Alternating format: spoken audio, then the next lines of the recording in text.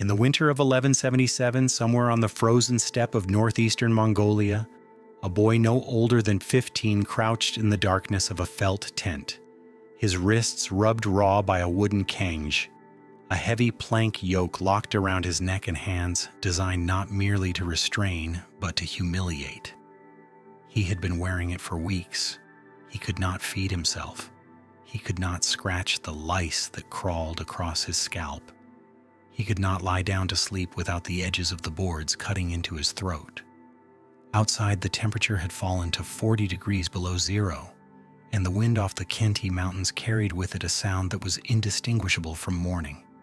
His captors, members of the Taichi Ud clan, the same people who had once owed allegiance to his dead father, had enslaved him as a message to anyone who might consider following a boy with a dangerous bloodline.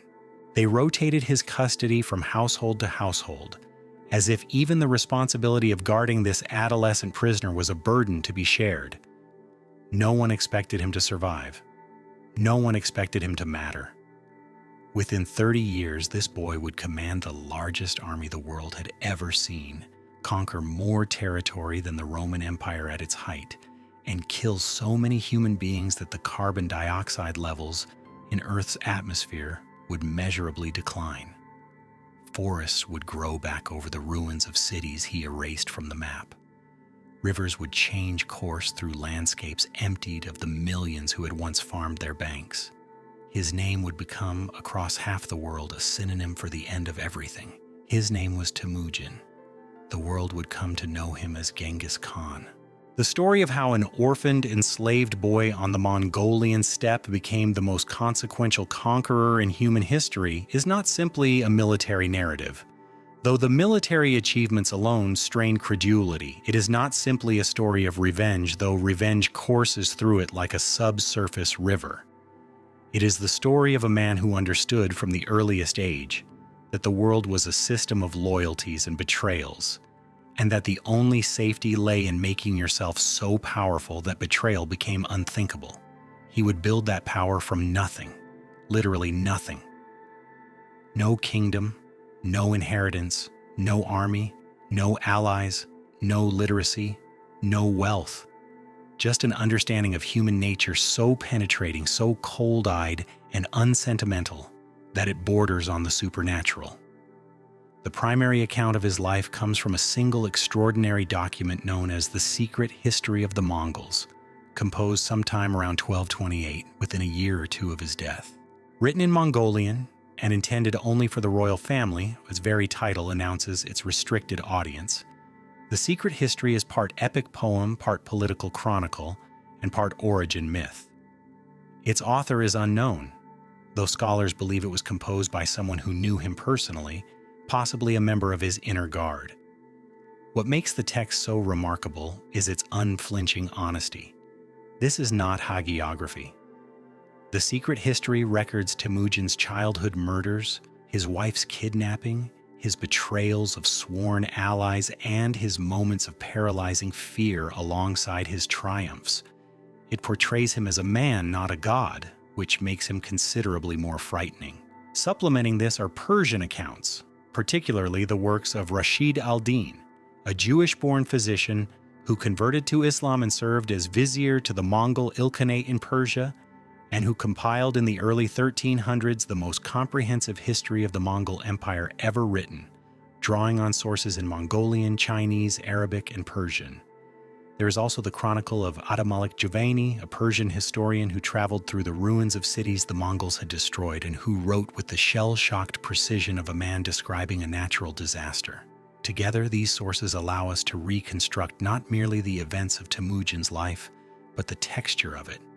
The cold, the hunger, the steppe grass, the smoke of burning cities. To understand what Temujin became, you must first understand what he came from. And to understand that, you must understand the world that made him. The Mongolian steppe in the 12th century was one of the harshest inhabited landscapes on Earth, stretching roughly 2,000 miles from the forests of Siberia in the north to the Gobi Desert in the south, and from the Altai Mountains in the west to the greater Khingan Range in the east. It was a vast undulating grassland broken by river valleys, mountain passes, and stretches of semi-arid scrub that supported almost no permanent agriculture. The climate was extreme in a way that defies easy comprehension.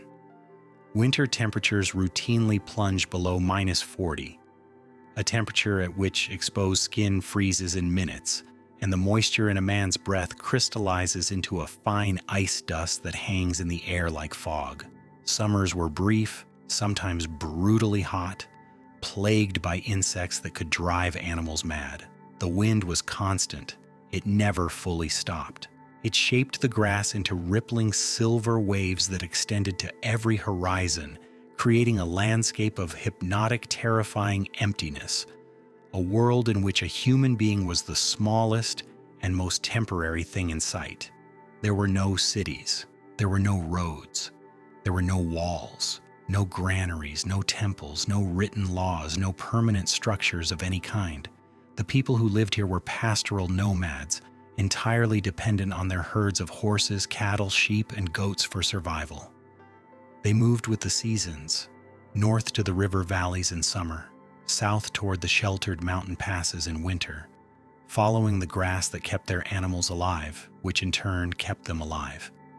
Everything they owned could be packed onto horses and moved in a matter of hours. Their homes were jurs, large circular tents of felt stretched over collapsible wooden frames, which could be assembled, disassembled, and transported with extraordinary efficiency. A jur could be up and warm within an hour. It could be gone in less. This was not poverty. This was an entire civilization adapted to its environment with a sophistication that sedentary peoples rarely understood. The Mongol horse, small and shaggy and almost comically unglamorous compared to the war mounts of European or Arab armies, was perhaps the most remarkable military animal in history. It could survive on grass alone, pawing through snow to reach frozen pasture when other horses would have starved. Mongol riders learned to stay mounted for days at a time, sleeping in the saddle, drinking their horse's blood mixed with milk when food ran out. A skilled Mongol horseman could fire an arrow at full gallop with accuracy at ranges that astonished every foreign observer who ever recorded the feat. The composite bow they used, layered horn, sinew, and wood, small enough to draw from horseback, had a draw weight and range comparable to the English longbow, but could be used from a moving platform. A mounted Mongol archer was, in the 12th century, the most lethal individual fighting unit on the planet. But the nomadic life that produced these extraordinary capabilities also produced a society of almost perpetual internal warfare. Without cities, without fixed borders, without centralized authority, the steppe was organized into a shifting constellation of tribes, clans, and lineages whose alliances formed and dissolved with the fluidity of weather patterns. A man's security depended entirely on the strength of his clan and the reliability of his alliances. A powerful clan could protect its members, provide pasture for their herds, and offer the collective security that allowed families to survive the brutal winters. But clans rose and fell. A Khan, a tribal leader, held power only so long as he could provide for his followers and defeat his rivals. The moment he showed weakness, his followers would begin to drift away, attaching themselves to a stronger leader with better pasture and more horses. Loyalty on the steppe was not sentimental. It was transactional. You followed the man who could keep you alive. This was the world into which Temujin was born, sometime around 1162. The exact date is uncertain, and the secret history does not provide one. His father was Yesugei, a minor chieftain of the Kiad clan, which belonged to the larger Borjigin lineage. The Borjigin were a noble but not dominant clan. They traced their ancestry to legendary figures, and the secret history devotes considerable space to establishing their mythic genealogy, a lineage descending from a blue-gray wolf and a fallow doe who crossed the inland sea and settled at the headwaters of the Onon River. This was origin mythology, not biology, but it mattered. On the steppe, lineage was political currency. The claim of noble descent gave a man the right to seek followers, to propose alliances, to present himself as something more than a bandit with a good horse. Yesugei was, by the standards of the steppe, a moderately successful man. He commanded a small but capable group of warriors. He had formed alliances with more powerful clans. He had even established an anda, a sworn blood brotherhood relationship with Togrul, the Khan of the Kareti tribe, one of the most powerful confederations on the steppe. The anda bond was one of the most sacred relationships in Mongol society, a chosen kinship sealed by the exchange of gifts and the mingling of blood, more binding in many ways than actual family ties. This relationship with Togrul would prove critical in his son's rise to power, though not in the way either man imagined. The secret history records Temujin's birth with a detail that functions as prophecy. The boy was born clutching a blood clot the size of a knuckle bone in his tiny fist. To the Mongols, this was a powerful omen, a sign that the child would be a warrior, a conqueror, someone who would hold the world in his grip. Whether this detail was recorded at the time or retrospectively attached to Temujin's birth after his rise to power is impossible to determine. It hardly matters. What matters is that the Mongols themselves considered it meaningful. Even their origin stories operated on the assumption that power was something you seized, something you held in your hand by force, something stamped into your body from the moment of your first breath. Yesugei named his son Temujin after a Tatar chieftain he had recently captured. This was customary. Naming a child after a defeated enemy transferred the enemy's strength to the newborn. But it also reflects the casual brutality of steppe life. A child was born, a prisoner was taken, and the two events were linked by a naming convention that treated warfare as natural as weather. The first years of Temujin's life were, as far as the sources allow us to reconstruct, relatively stable. Yesugei's camp was small but functional. The herds were adequate. The alliances held. The family lived as all Mongol families lived, following the seasonal migration patterns, managing their livestock, gathering in the great felt tents where the smell of burning dung and boiling mutton fat was the smell of home. Temujin had brothers, Kasar, Kachyun, and Temugei from his mother Holun, and two half-brothers Begter and Belgute from Yesugei's second wife. In the close quarters of nomadic life, these relationships would become both the foundation and the fault lines of Temujin's early existence. Hoelun, Temujin's mother, requires particular attention because she would prove to be the most important figure in his psychological formation. The story of her marriage to Yesugei tells you everything you need to know about the world that made Genghis Khan. Hoelun was originally a member of the Olkhanud tribe, married to a man named Chiledu of the Merkit Confederation. One day while Chiledu and Hoelun were traveling together, Yesugei spotted them from a distance. He saw that Hoelun was beautiful. He rode home, collected his brothers, and rode back. Chiledu, outnumbered, fled. Hoelun screamed after him. The secret history records that she wept so loudly that the Onon River trembled and the wooded valleys echoed with her grief. Then Yesugei took her home, and she became his wife. This was not considered unusual.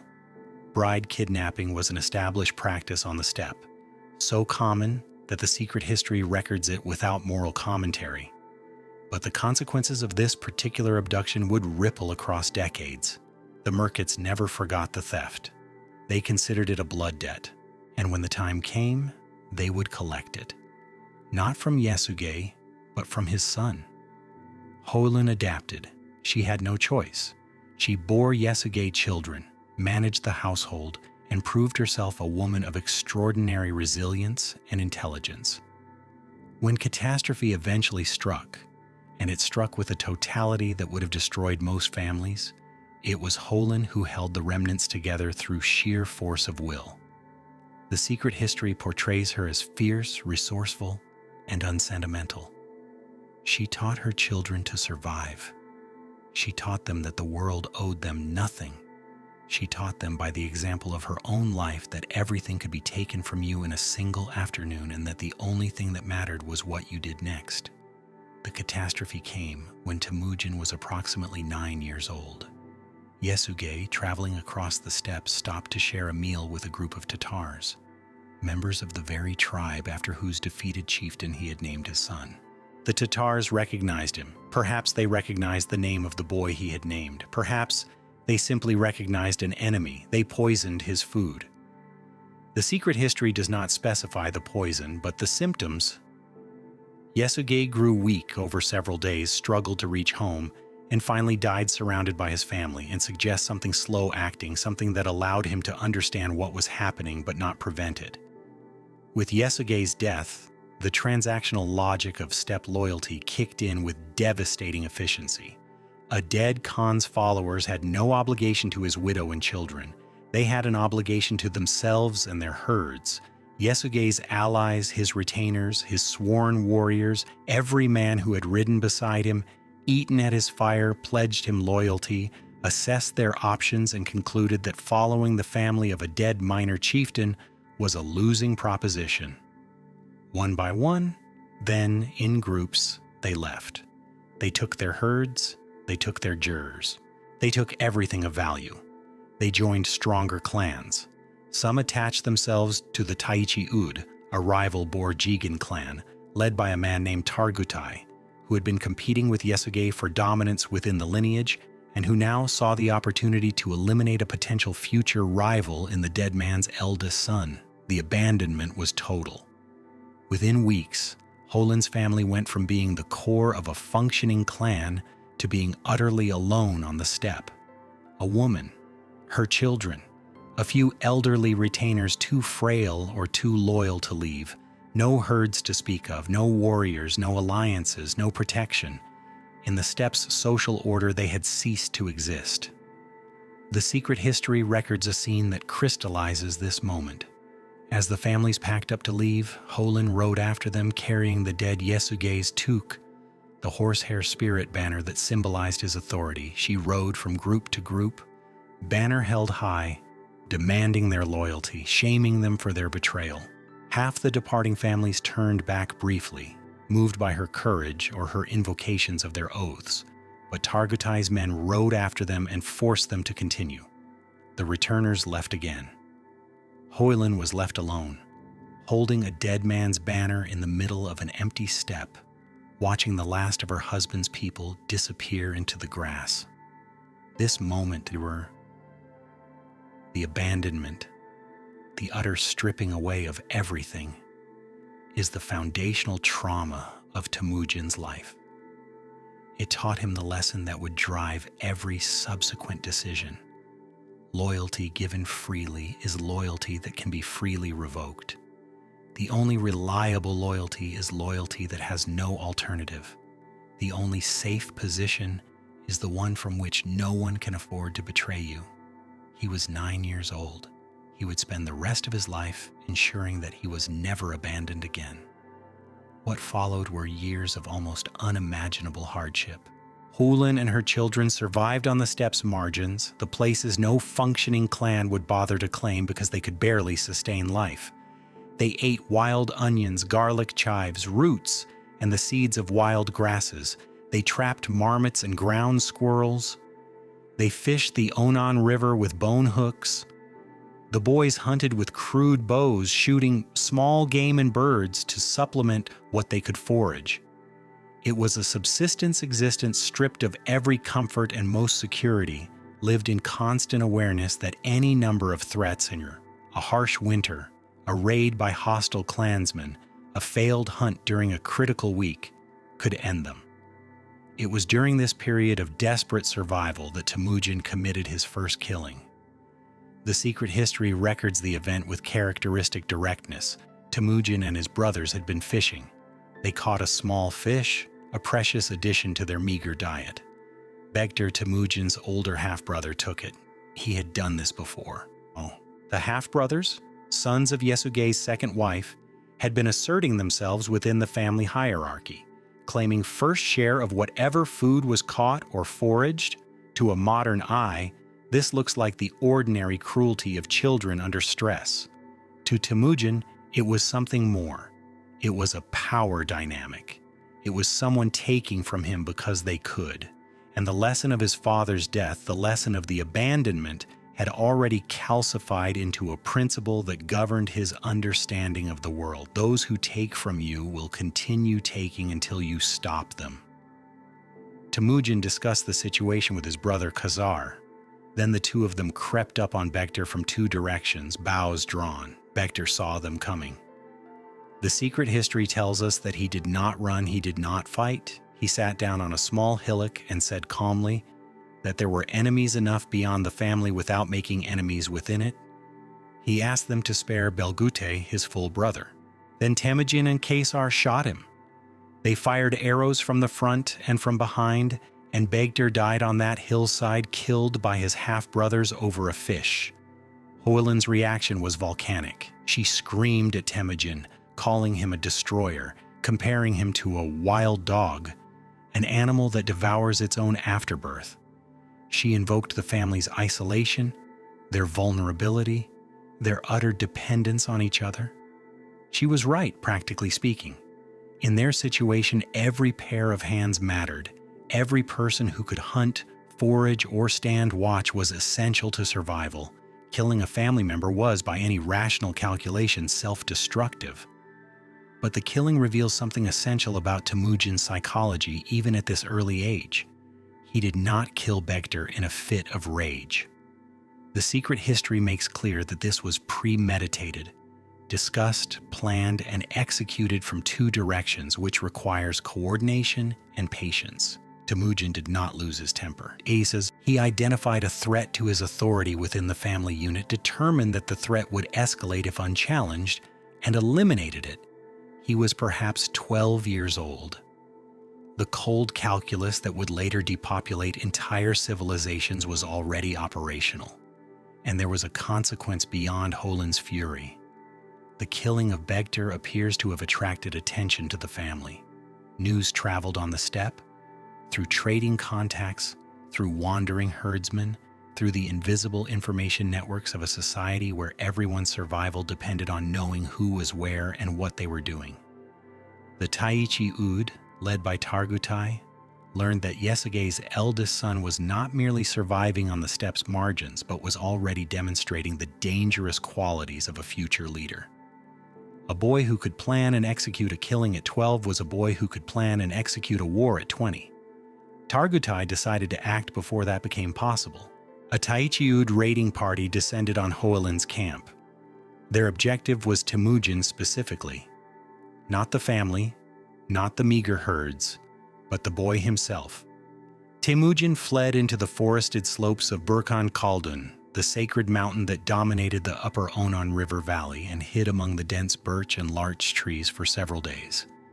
The Taichi Ud surrounded the forest and waited. When hunger finally drove him out, they seized him. This is where we find him at the opening of our story. Locked in the wooden king, paraded from household to household, enslaved at an age when most boys on the steppe would be learning to manage their family's herds and compete in the wrestling and riding contests that established social standing among young men. The Kangwe was designed to break the spirit. Its weight dragged on the neck and shoulders. Its width made it impossible to pass through a doorway without turning sideways. It made every basic human function, eating, sleeping, relieving oneself, an ordeal that required the help or permission of others. It transformed a person into an object of contempt, a spectacle of powerlessness. The Taichi Ud expected that this would be the end of Temujin's story, a boy broken by the Kangwe, reduced to servitude, his dangerous bloodline rendered harmless. They underestimated him. They underestimated him so completely that it would cost many of them their lives. The secret history records what happened next with the compressed intensity of an event that had been replayed in memory until every detail was polished smooth. During a feast, a night when the Taichi Ud were celebrating some occasion the text does not specify, when the guards were drinking and their attention had softened, Temujin struck the young man assigned to watch him with the heavy wooden kangi itself. He swung the yoke like a weapon, smashing it into his guard's head with enough force to stun or kill him. Then he ran. He ran into the Onan River, submerging himself in the frigid water with only his face above the surface, the kang floating around his neck like a grotesque wooden collar. He hid there while the Taichi Ud searched the banks. The cold must have been extraordinary. The Onon, in late evening, even in summer, carried snowmelt from the Kenti Mountains. A boy could die from exposure in that water in less than an hour. Temujin stayed in it until his pursuers passed. What happened next introduced a figure who would become important to the story's larger themes. A man named Sorkun Shira, a member of the Taichi Ud who was not of noble blood. He was a herder of livestock, a common man in a hierarchical society, found Temujin in the river and made a choice. He did not raise the alarm. He told the boy to wait until dark, then brought him to his own tent, hid him under a pile of wool, and helped him remove the kangwe. When the Taichi Ud came searching tent by tent, Sorkun Shira hid Temujin among the fleece, and his own children, a son and daughter, helped conceal the boy. It was an act of astonishing courage. Had Sorkun Shira been discovered, he and his family would have been killed. He had no alliance with Temujin's family, no political calculation to make, no benefit to gain from helping a fugitive boy with a dead father and no prospects. He helped because he saw something in the boy, or because something in the boy's situation moved him, or because he made a bet, conscious or otherwise, that this particular boy might be worth more alive than dead. Temujin never forgot it. Decades later, when he held the power of life and death over every human being from the Pacific to the Caspian Sea, he would find Sorkun Shira and reward him with an extraordinary privilege, the right to commit up to 9 crimes without punishment. In the brutal mathematics of Mongol justice, this was the nearest thing to immunity that existed. It was Temujin's way of saying, I remember who helped me when I was nothing. I remember who chose me when choosing me could have cost everything. This was the other half of the equation that the killing of Bektir had introduced. Temujin's psychology operated on a binary that would govern his entire career. Absolute, unhesitating destruction of those who betrayed or opposed him. An extraordinary, lifelong generosity to those who showed him loyalty when loyalty was costly. These were not separate impulses. They were 2 expressions of the same worldview. The world divided cleanly into those who were with him and those who were against him, and the consequences in either direction were total. The escaped boy made his way back to his family's camp on the steppe. Holon and his brothers were alive, still scraping survival from the margins. Temujin returned to them carrying no possessions, no weapons, no allies. He was perhaps 15 years old. He had been orphaned, abandoned, enslaved, and hunted. He had killed 1 person and escaped captivity through violence and the help of a stranger. He had nothing. But he had a mind that was already operating at a level his contemporaries could not perceive. The years of deprivation had not broken him. They had compressed him, like carbon under pressure becoming diamond, into something harder and more focused than anything the steppe had produced in generations. He understood, with the clarity of someone who had experienced it personally, exactly how power worked on the steppe. He understood that loyalty without enforcement was meaningless. He understood that alliances based on bloodline alone would dissolve the moment circumstances changed. He understood that a man needed to be not just strong enough to hold power, but so essential to his followers' survival that abandoning him became unthinkable. And he understood something else, something that would separate him from every other ambitious young warrior on the steppe. The existing system was broken. The endless cycle of tribal warfare, betrayal, fragmentation, and reconsolidation was not a natural order to be accepted. It was a problem to be solved. The steppe could be unified. The tribes could be made into something larger than themselves. The loyalty that had dissolved when his father died could be made permanent, not through blood ties which failed, and not through fear alone which required constant maintenance, but through a new system. A system that rewarded competence over birth, that punished betrayal with annihilation, that offered every man who served faithfully a share of something greater than any single clan could achieve. He did not articulate this vision yet. He was 15. He was hungry. He was standing on the steppe with nothing but his family, his wits, and the memory of everything that had been taken from him. But the vision was forming, and the steppe, vast and indifferent and cruel, was about to discover that the boy it had tried to destroy was already becoming something it had never seen before. Temujin's first move was not military, it was personal. Sometime around 1178, he set out to find Borta, the girl to whom he had been betrothed years earlier, before his father's death had shattered everything. The betrothal had been arranged by Yasuge himself during one of the last journeys of his life. Traveling with the young Temujin to find a bride among allied clans went a standard diplomatic practice on the steppe, where marriages were political instruments as much as personal unions. Yasuge had stopped at the camp of Dei Seichin, a chieftain of the Ongirate tribe. The Ongirate were known across the steppe for the beauty of their women and the shrewdness of their marriage alliances. They did not seek dominance through warfare. They sought it through bloodlines by marrying their daughters into the families of powerful men and thereby positioning themselves at the center of a web of kinship obligations. Dei Seichin had a daughter named Burta. The secret history records that she was a year older than Temujin, with a face described as luminous and eyes that carried light. Even allowing for the conventions of epic poetry, the implication is clear. She was striking, and Dei Seichin knew her value.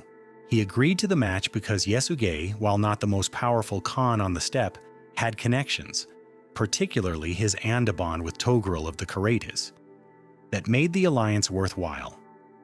Temujin was left with the Ongirat for a period of fostering, a customary arrangement that allowed the future son-in-law to become known to his bride's family. Then Yasuge rode home and encountered the Tatars who would poison him. In the years of destitution that followed, the betrothal might have been considered void.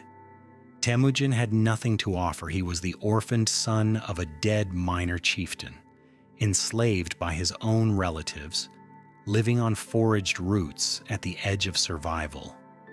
No rational calculation would have upheld the match. But Temujin went to claim Borta anyway, and Dei Seichin, to his lasting credit or his remarkable foresight, honored the agreement. He gave his daughter to a young man with no herds, no followers, and no apparent future. Bert brought with her a gift that would prove more consequential than either she or Temujin could have known: a magnificent coat of black sable fur. Sable was one of the most valuable commodities on the steppe, traded across the Silk Road for staggering sums. A single sable coat represented portable wealth of the highest order. Temujin, who had been unable to feed himself consistently for years, now possessed something he could leverage. He knew exactly what to do with it. Temujin traveled to the camp of Togrul, the Khan of the Karatas, and presented him with the sable coat. This was not a gift. It was a political claim. By offering the coat, Temujin was invoking the Andabon that Togrul had sworn with his father Yasuge. He was saying, without explicitly stating it, "You owe me. Your bond was with my father. I am my father's heir. The obligations transfer." The sable coat was the physical embodiment of that claim, valuable enough to demand acknowledgement, symbolic enough to invoke the sacred weight of sworn brotherhood. Togrul accepted. The secret history records his response with a brevity that suggests the encounter was swift and the calculation straightforward. Togrul declared that he would help Temujin reunite his scattered people. He addressed the young man as a son. Whether this was genuine affection or political pragmatism, Togrul was surrounded by rivals and could always use another loyal subordinate, is impossible to determine. Likely it was both. The steppe did not distinguish cleanly between sentiment and strategy. Every relationship was simultaneously personal and political, and the most successful leaders were those who could operate in both registers at once. The alliance with Togrul gave Temujin something he had not possessed since his father's death: a patron. Not an equal, not a partner, but a powerful protector whose name alone conferred a degree of safety and legitimacy. It was the first rung of a ladder that Temujin would climb with extraordinary patience and precision over the next 2 decades. But before that climb could begin, the past reached forward and seized him by the throat. The Merkits had not forgotten.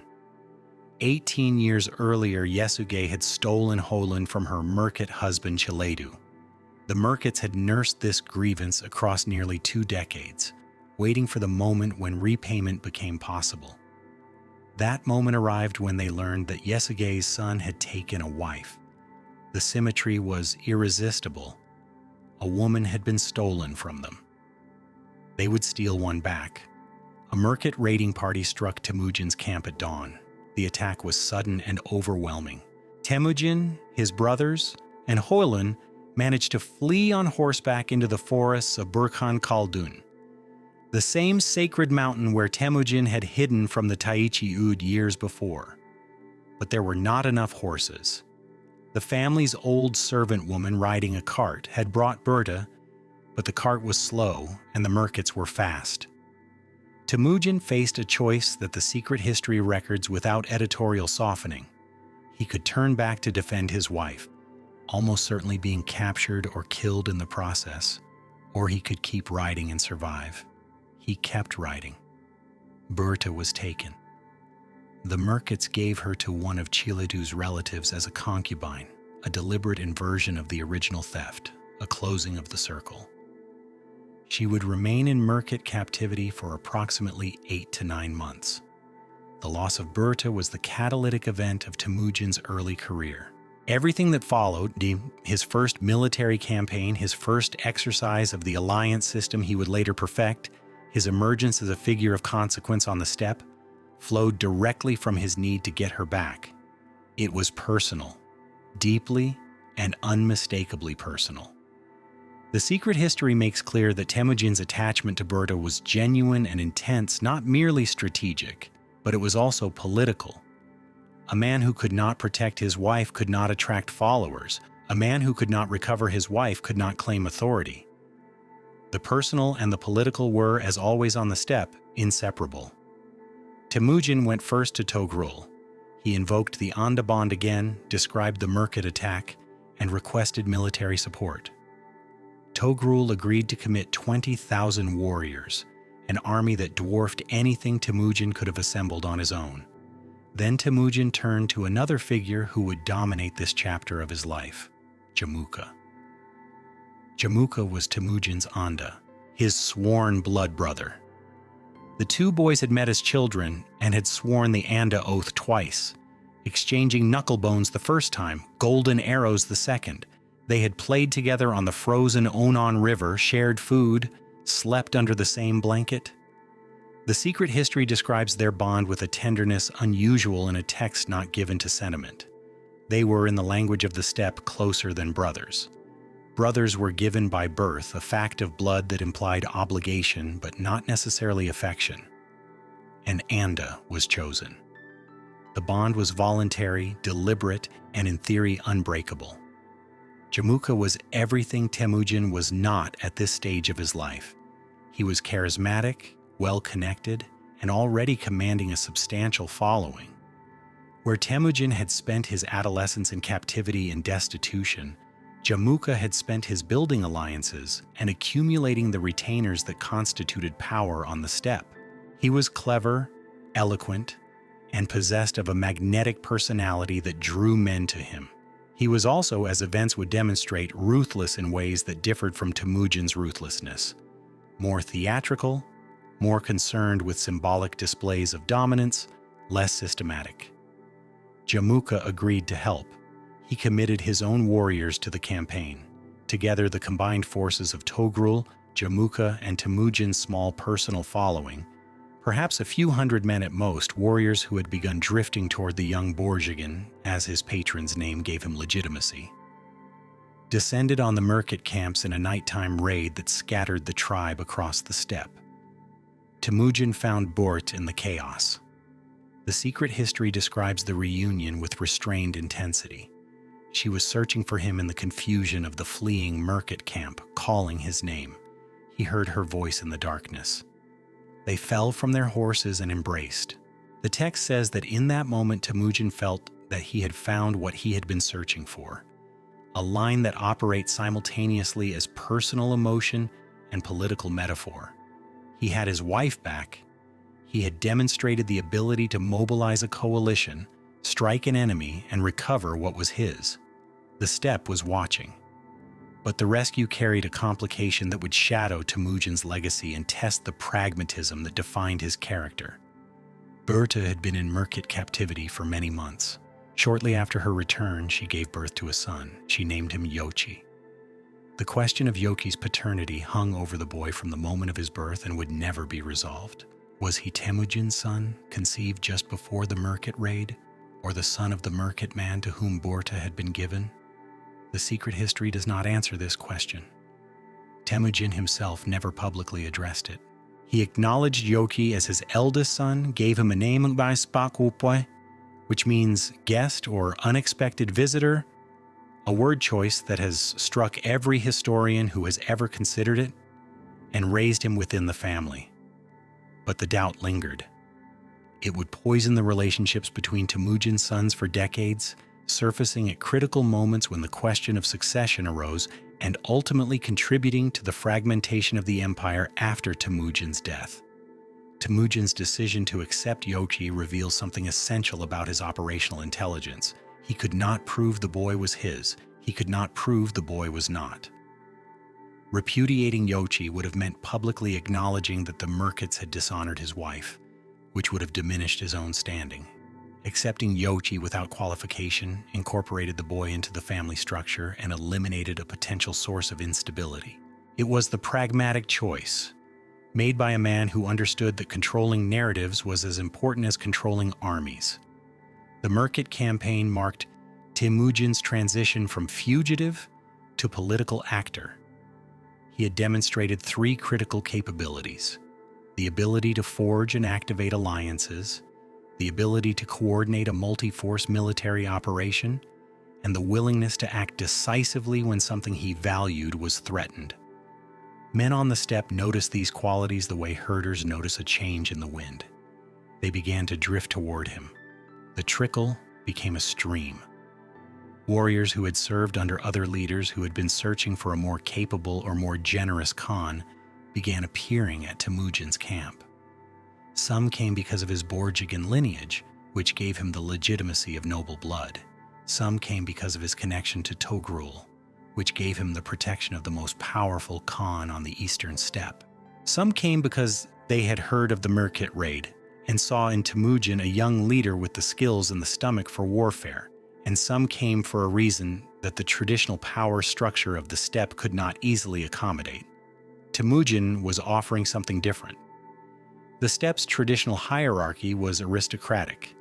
Birth determined status. A man born into a noble clan could command. A man born into a commoner's family served. The system was not entirely rigid. Exceptional warriors could rise through individual prowess, but the default assumption was that bloodline predicted worth.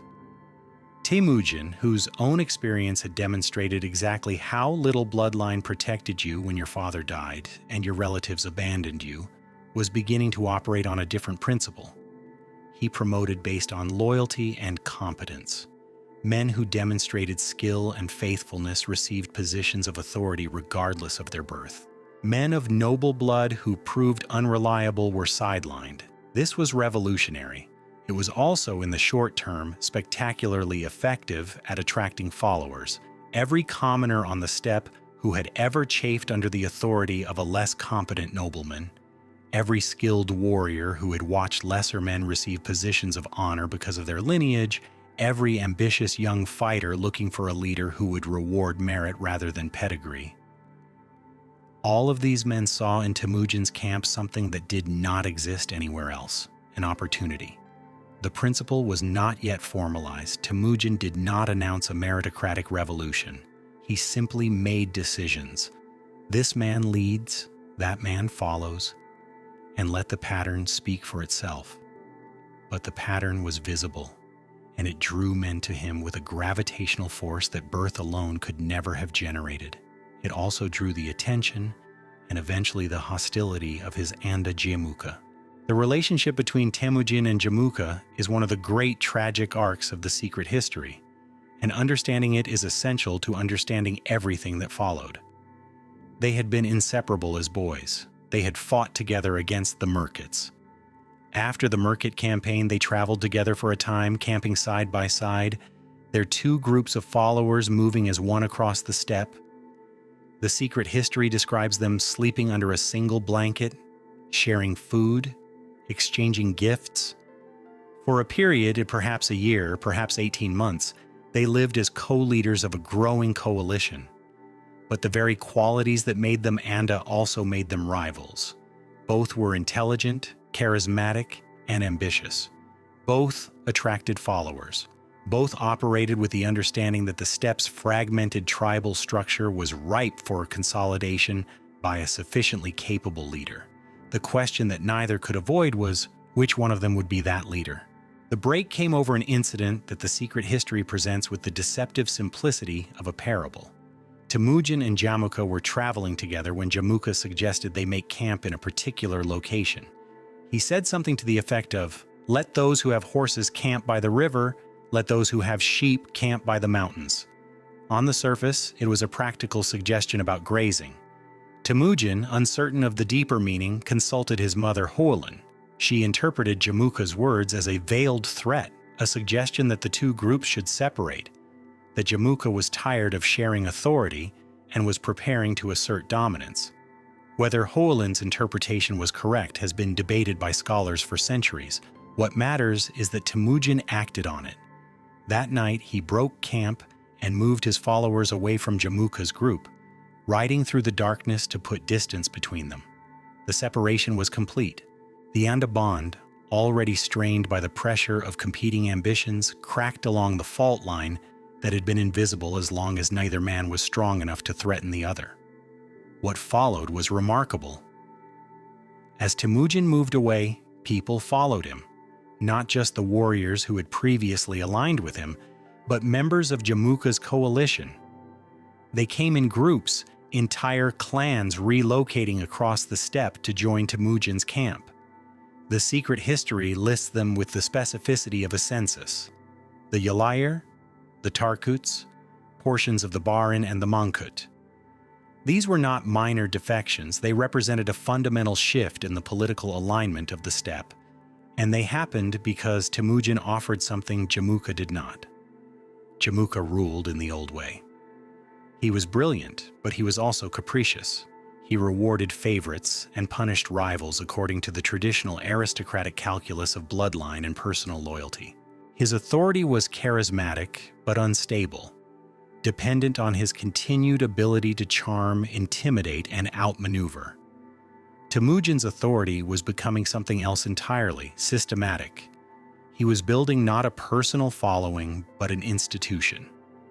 Men who joined him were assigned positions based on their skills. They were given specific responsibilities. They were rewarded predictably and punished consistently. The emerging structure of Temujin's camp resembled, in embryonic form, the army and bureaucracy that would later conquer the world. The defections enraged Jamuka. They also frightened him. He could see the trajectory. He could see that Temujin, who had been his inferior in every measurable way just a few years earlier, was assembling a coalition that would soon rival his own. The window for stopping this was narrowing. Around 1187, a critical event accelerated the rivalry into open conflict. A group of Temujin's followers held a council and declared him Khan.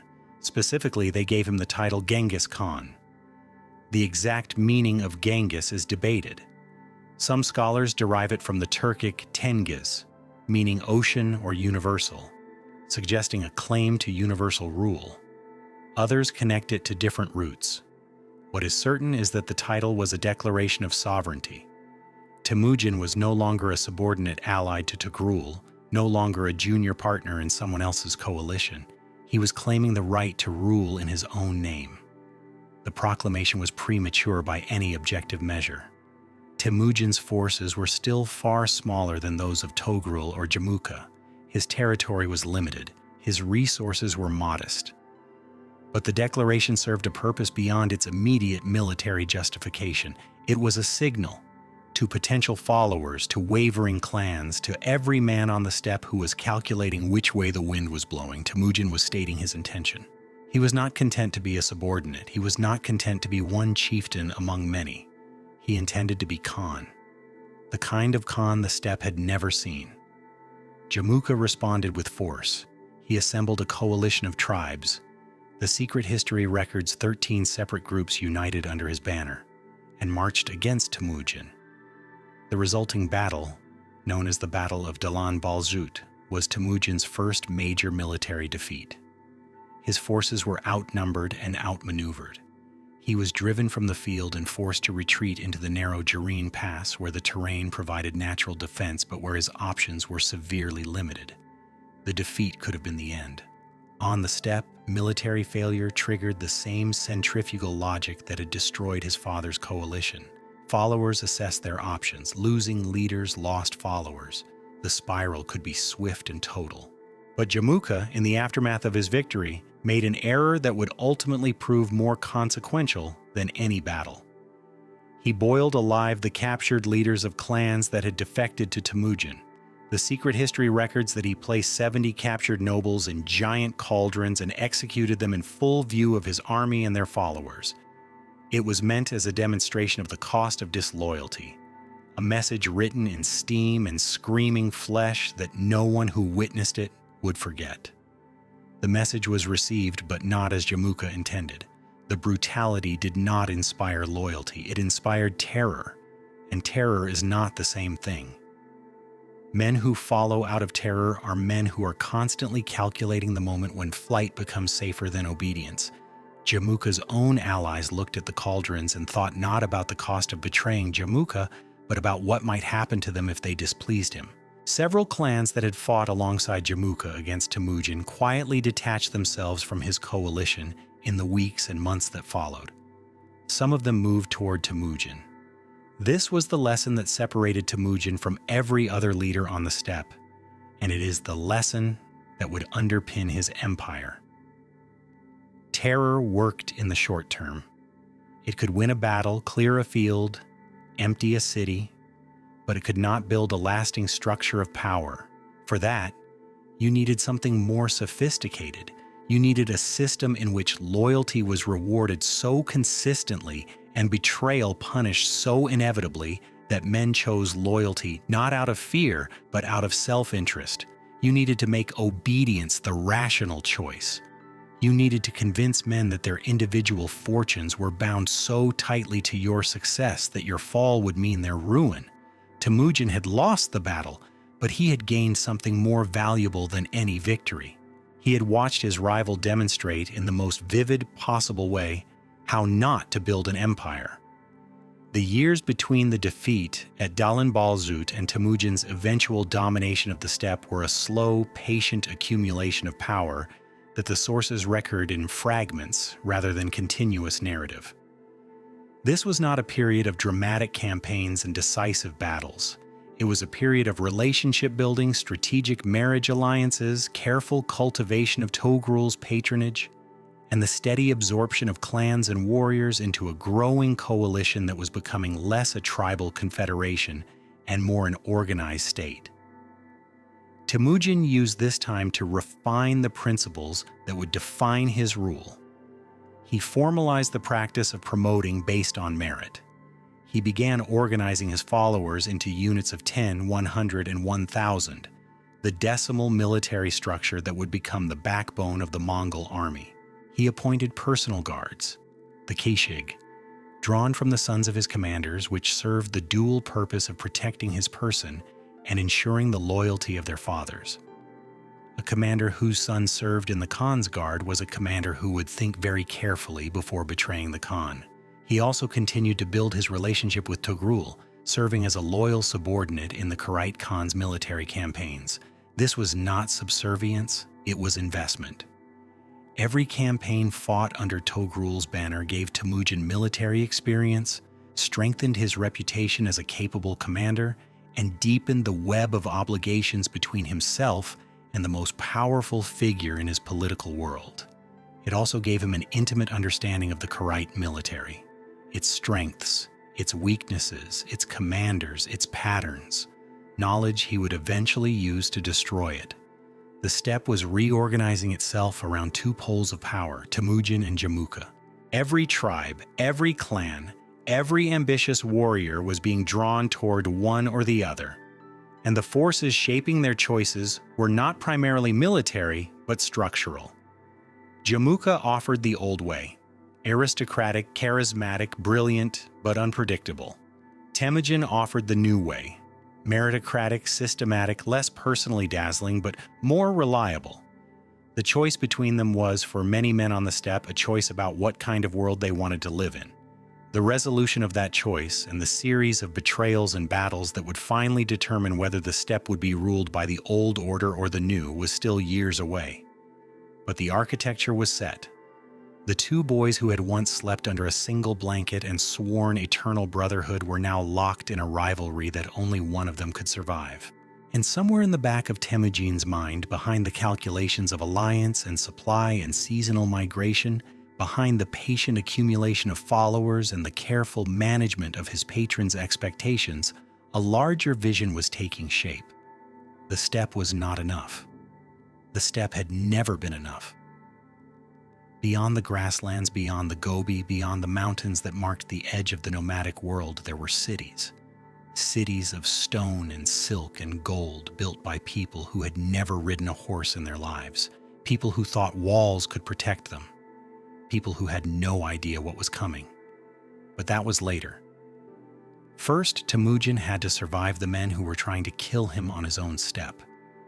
And the most dangerous of those men was not Jamuka, whose hostility was at least honest in its directness. The most dangerous man was Togrul, the patron, the surrogate father, the man Temujin had trusted with the sable coat and his future. Because on the steppe, as Temujin had learned at the age of 9, the people most capable of destroying you were the ones standing closest. The alliance between Temujin and Togrul had always contained the seeds of its own destruction. It was built on an asymmetry that both men understood but neither acknowledged openly. Temujin needed Togrul's power, and Togrul needed Temujin's growing capability. But the balance between them was shifting year by year in a direction that could only end in confrontation.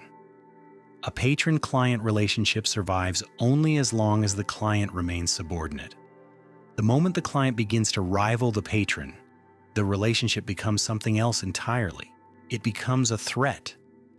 For years, Temujin managed this tension with extraordinary skill. He was deferential.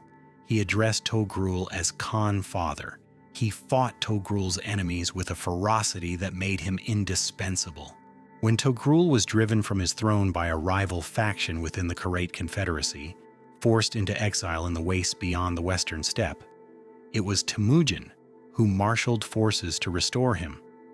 The rescue cemented Temujin's reputation as the ideal subordinate, capable, loyal, willing to sacrifice his own resources for his patron's benefit, but it also demonstrated to anyone paying attention that Togrul's throne now depended on Temujin's support.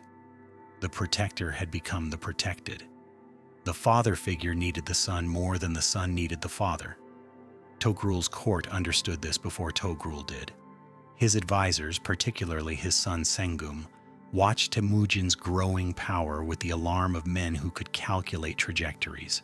Sengum was Togrul's heir. Everything Temujin gained was something Sengum might lose. The young prince began whispering to his father, carefully at first, then with increasing urgency, that Temujin's ambitions extended beyond loyal subordination, that the title of Genghis Khan, which Temujin's followers had bestowed upon him, was not an honorific, but a declaration. That every warrior who joined Temujin's camp was a warrior who would not be available to the Karaite when the inevitable confrontation came. Sengum was right. The question was not whether Temujin intended to surpass his patron, but when. The crisis crystallized around a marriage proposal. Temujin, seeking to formalize and deepen the alliance, suggested a union between his family and Togrul's, specifically a marriage between Joki, his eldest son, and one of Sengum's daughters. On the steppe, such proposals were standard diplomatic instruments. A marriage between the families would have bound them together with ties of kinship that supplemented the aging Anda bond. It would have given Temujin's line a claim on Karaite blood. It would have made the two families in the steppe's kinship calculus effectively one. Sengum refused, and the manner of his refusal was deliberately insulting. He rejected the match on the grounds that Temujin's family was beneath his own, that the Borjigan were minor nobility at best, certainly not worthy of intermarriage with the Karaite royal house. The secret history records that Sengum's words were cutting, designed not merely to decline but to humiliate. He wanted Temujin to understand his place. He wanted the steppe to understand it. Temujin absorbed the insult. He did not react publicly, he did not retaliate immediately, but the rejection accomplished something Sengum had not intended. It clarified the relationship.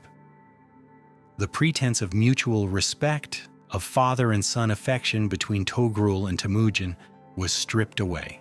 What remained was naked political calculation, and by that calculation Temujin was a rival to be neutralized, not an ally to be cultivated.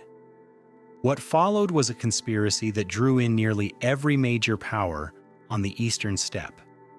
Sengum, with Togrul's tacit or explicit approval, reached out to Jamuka.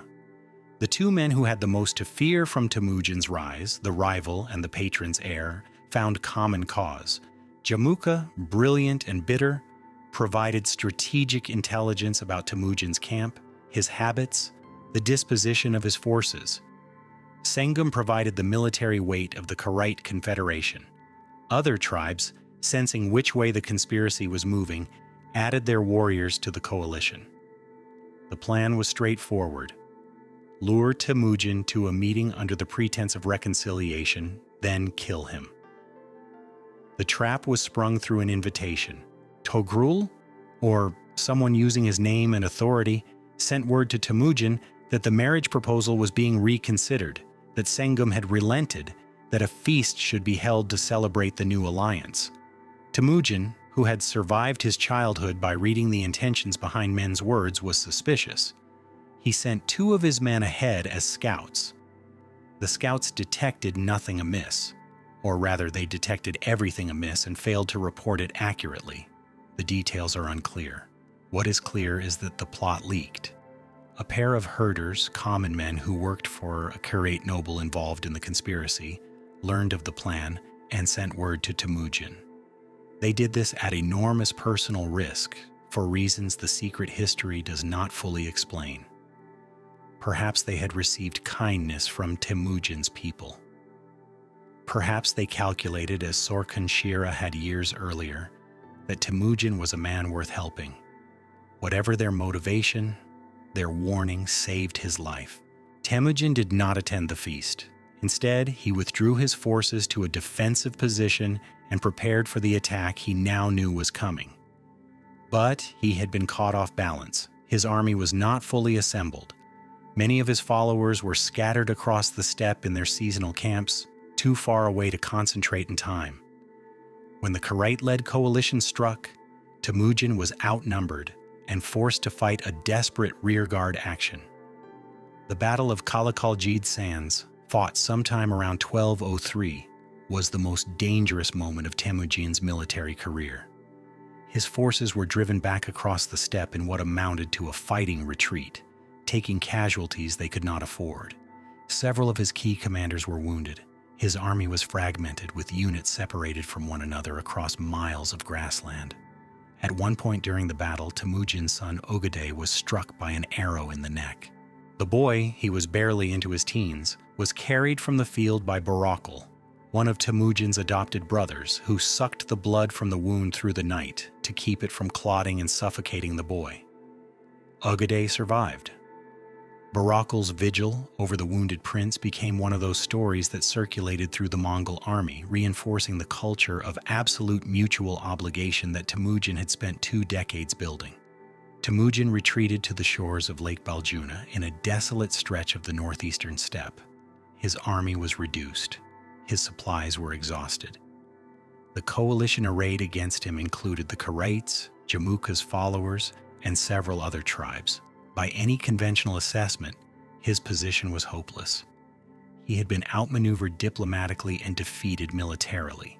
The steppe's centrifugal logic, which had destroyed his father's coalition 25 years earlier, should have torn his own coalition apart. It did not.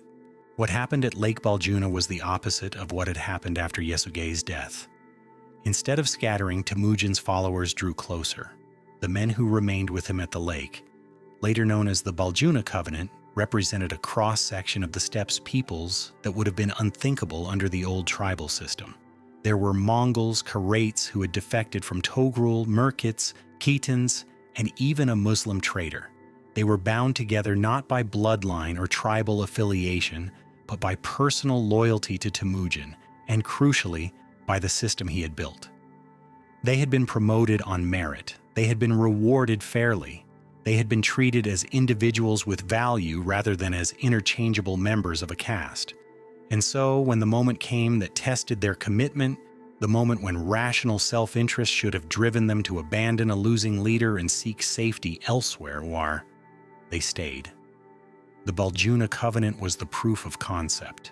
Everything Temujin had been building for 20 years, the meritocratic promotions, the decimal organization, the Kashig system, the consistent rewards and punishments, the deliberate breaking down of tribal identity in favor of loyalty to a person and a system. All of it was validated in that desperate camp beside the lake. The old way, the tribal way, produced followers who left when the wind shifted. The new way produced followers who stayed when staying looked like suicide. Temujin swore an oath with his remaining men. They drank the muddy water of the lake together, a symbolic act of shared deprivation that bound them as equals in hardship. He promised them that when he prevailed, not if, but when, those who had stood with him at Baljuna would receive the greatest honors his empire could bestow. They would be the founding generation of something unprecedented. He kept that promise, every one of them. The recovery from Baljuna was swift and merciless. Temujin regrouped, gathered reinforcements from clans that had been waiting to see which way the conflict resolved, and turned his attention to the Karaits. What followed demonstrated the military genius that would later terrify civilizations from Beijing to Baghdad. Temujin sent a series of diplomatic messages to Togrul, messages carefully designed to appear conciliatory while actually serving as intelligence-gathering instruments and time-buying mechanisms. Each exchange of envoys gave Temujin information about the Karait disposition of forces and bought him days to assemble his own. He simultaneously sent separate messages to individual Karait commanders, exploiting divisions within Togrul's coalition that his years of close association had taught him to identify. He knew which commanders were loyal to Togrul personally, which were loyal to Sengum, and which were primarily interested in their own survival. He targeted the last group with promises of clemency and advancement. When he struck, it was with a speed and coordination that the Karaits did not believe possible from a force that had been scattered and bleeding just weeks earlier. The decisive battle lasted 3 days. The Karait army, larger on paper but undermined by internal fractures that Temujin had spent weeks deepening, collapsed from the inside out. Units that had received Temujin's promises of clemency surrendered or switched sides mid-battle. Sengum's personal guard fought with desperate courage but were overwhelmed. Togrul himself fled westward into the territory of the Naimans, another steppe power, where he was killed by a border patrol that did not recognize him. The man who had been the most powerful figure on the eastern steppe died as an anonymous refugee, murdered by men who had no idea whose life they were ending. Sengum escaped as well, fleeing south into the deserts beyond the steppe. His subsequent fate is recorded in fragments. He wandered through the territories of the Tangut and the Uyghurs, a prince without a people, until he disappeared from the historical record entirely. Some accounts place his death in the deserts of Central Asia. Others simply lose track of him, which on the steppe was its own form of death. With the Karait Confederation shattered, Temujin absorbed its warriors, its herds, and its territory into his own coalition. He did this not through massacre but through incorporation, a strategy that would become his signature. Karait warriors were distributed among Mongol units, breaking up their tribal cohesion, while preserving their military capability. Karaite nobles who submitted were given positions of responsibility within Temujin's growing administration. The Karaite people did not cease to exist. They ceased to be the Karaites. They became part of something larger. This was the pattern that Temujin would repeat across the steppe and eventually across the world: destroy the rival power structure, absorb the people, break the old loyalties by dispersing families and clans across different units, replace tribal identity with institutional identity, make every man's status dependent not on who his father was but on his relationship to the Khan and the system the Khan had built. It was conquest, but it was also in its way revolution. Now only Jamuka remained. The final confrontation between the two Anda, the two boys who had once played on the frozen Onan and sworn oaths of eternal brotherhood, was less a battle than a disintegration. Jamuka's coalition, which had been formidable when supplemented by the Karaites and other allies, now stood alone against a Temujin who controlled most of the eastern steppe. The tribes that had allied with Jamuka out of fear or calculation began to reconsider. One by one, they sent envoys to Temujin's camp offering submission. The Naimans, the last major tribal confederation to resist, fought a pitched battle in 1204 and were defeated decisively when their Khan, Taiyang Khan, proved unable to coordinate his multi-tribal force against Temujin's disciplined decimal formations. Jamuka himself was betrayed by his own followers. A group of his men seeking to curry favor with the rising power seized their own leader and delivered him to Temujin in bonds. They expected a reward. They had, by the steppe's transactional logic, made the rational choice, abandoning a losing leader in exchange for the winning leader's gratitude. Temujin's response was one of the defining moments of his career, and it illuminates the moral architecture of his empire more clearly than any battle or decree.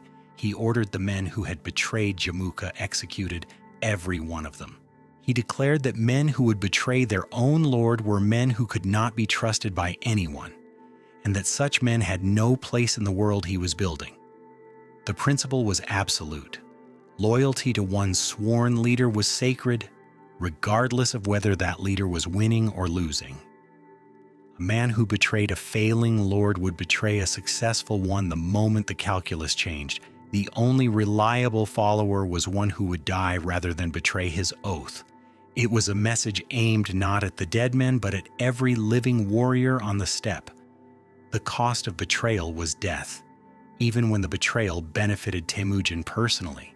Especially when the betrayal benefited Temujin personally. The system worked only if it was incorruptible. What happened between Temujin and Jamuka in their final meeting is recorded in the secret history with a weight of accumulated sorrow that transcends the political. Temujin offered his Anda his life. He offered reconciliation. He offered to restore the bond they had shared as children, to ride together again as brothers. The secret history frames this offer as genuine, not a political performance, but a moment of authentic grief for a relationship that had once been the most important in both men's lives. Jamuka refused. His refusal, as recorded, is one of the most haunting passages in the entire secret history. He told Temujin that the steppe was not large enough for two sons. He said that he had been Temujin's rival for too long to become his subordinate, that the memory of their conflict would poison any reconciliation, that Temujin would always be looking over his shoulder. He asked instead for a noble death, one that did not spill blood because spilled blood was believed to trap the soul. He asked to be killed by having his back broken, a method that was considered honorable because it kept the body intact and the blood contained. Temujin granted the request. Jamuka was executed without the shedding of blood, his body wrapped in fine felt and treated with the respect due to a fallen equal. The secret history records that Temujin wept. Whether this detail is historical or literary, whether it reflects genuine emotion or the narrative requirements of a text that needed its hero to demonstrate mercy alongside ruthlessness, is impossible to determine. What is certain is that the composer of the secret history, someone who knew Temujin, who understood how his mind worked, who had watched him build an empire through the systematic application of loyalty and violence, believed it was important to record that he cried. With Jamukha dead and the Naimans broken, the steppe was, for the first time in living memory, under the control of a single leader. The implications of this were staggering. For centuries, the nomadic tribes had been kept in check by their own divisions, a fact that the sedentary empires to the south, particularly the Chinese Jin dynasty and the Song dynasty, had exploited through deliberate policies of divide and conquer. Chinese diplomats had made an art of playing steppe tribes against each other, offering trade privileges to one group, military support to another, ensuring that no single leader could unify the nomadic peoples into a force capable of threatening the Chinese heartland. That policy had just failed completely. In the spring of 1206, on the banks of the Onan River, the same river where Temujin had hidden from his captors as a boy, the same river where his mother had fished with bone hooks to keep her children alive, a great Kuriltai was convened. A Kuriltai was a traditional assembly of the steppe's leaders, a gathering where matters of war, succession, and governance were decided by consensus of the powerful. But this Kuriltai was unlike any that had preceded it. For the first time, the leaders assembling represented not competing tribes but a unified people. The old tribal names, Karait, Naiman, Merkit, Taichiud, Tatar, were being dissolved into a new identity. From this point forward, they would all be Mongols. Temujin was proclaimed Genghis Khan, this time not by a small group of followers in a premature declaration, but by the assembled leadership of the entire steppe. The title now carried the weight of reality behind it. He was not claiming to be universal ruler, he was becoming one. The ceremonies were elaborate, the white horsehair toque, the spirit banner that symbolized divine mandate and earthly authority, was raised above the assembly. 9 white yak tails hung from its standard, representing the 9 original tribes. Shamans performed rituals invoking the eternal blue sky, the supreme deity of the Mongol spiritual world, asking for blessings on the new Khan's rule. Warriors paraded in formations that demonstrated the decimal organization Temujin had spent years perfecting. Units of 10, 100,000, and 10,000 moving with a precision that no previous steppe army had achieved. But the Kuriltai was far more than a coronation. It was a constitutional convention. In the days and weeks that followed, Genghis Khan promulgated a series of laws, organizational reforms, and appointments that transformed the Mongol people from a tribal confederation into something the world had never seen.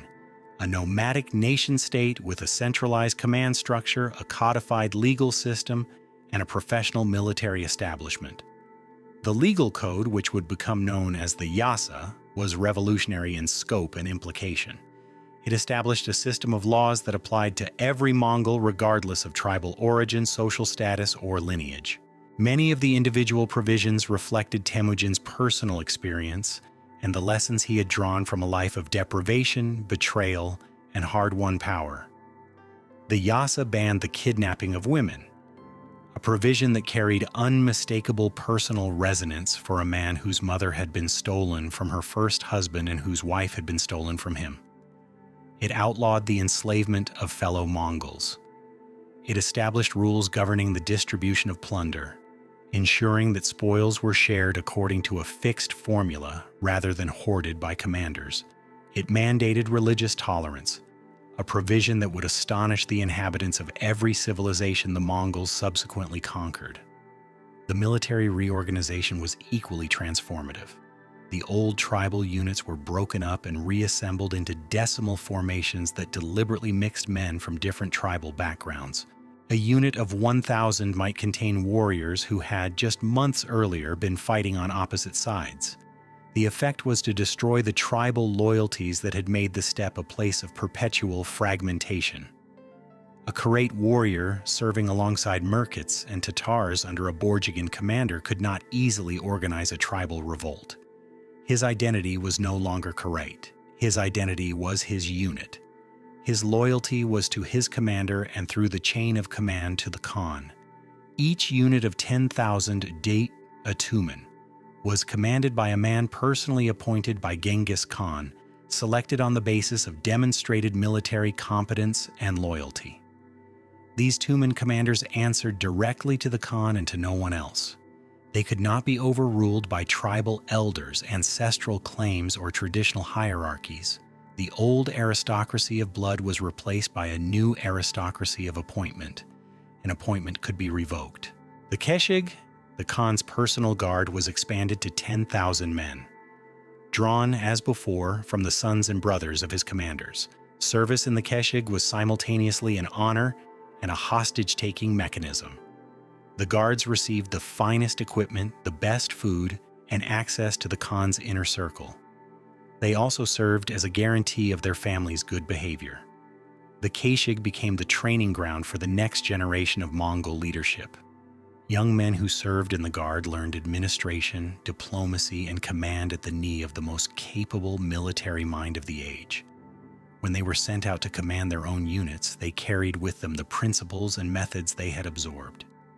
Genghis Khan also established a system of messengers and relay stations we moreover the Yam that would grow into the most sophisticated communication network the pre-modern world had ever seen.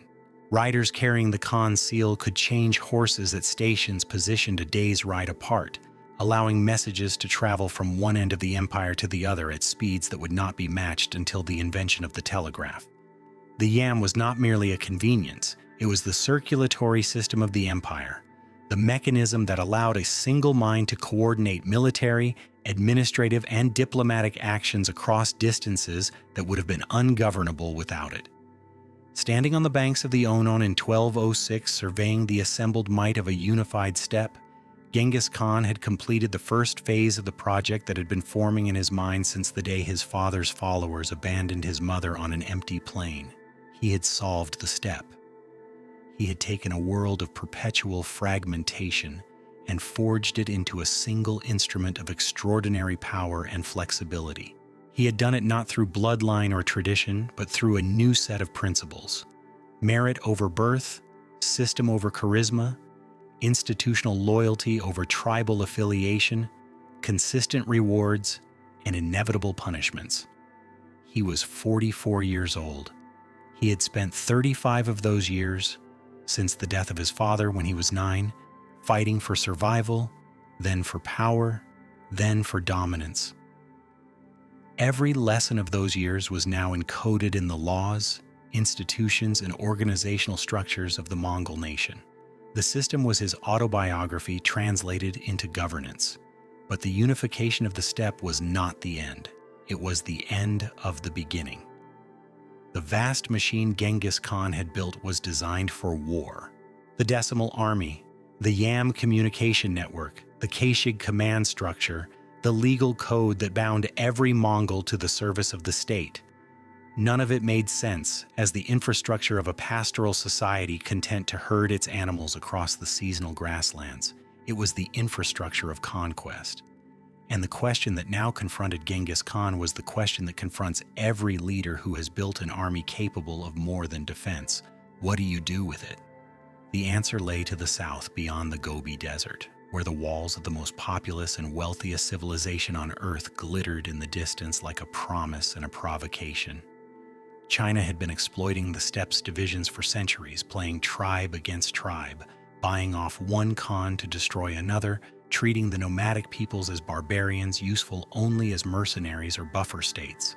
The Jin dynasty, which controlled northern China from its capital at Zhongdu, modern Beijing, had been particularly aggressive in this strategy. They had supported the Tatars against the Mongols. They had encouraged the steppe's internal wars.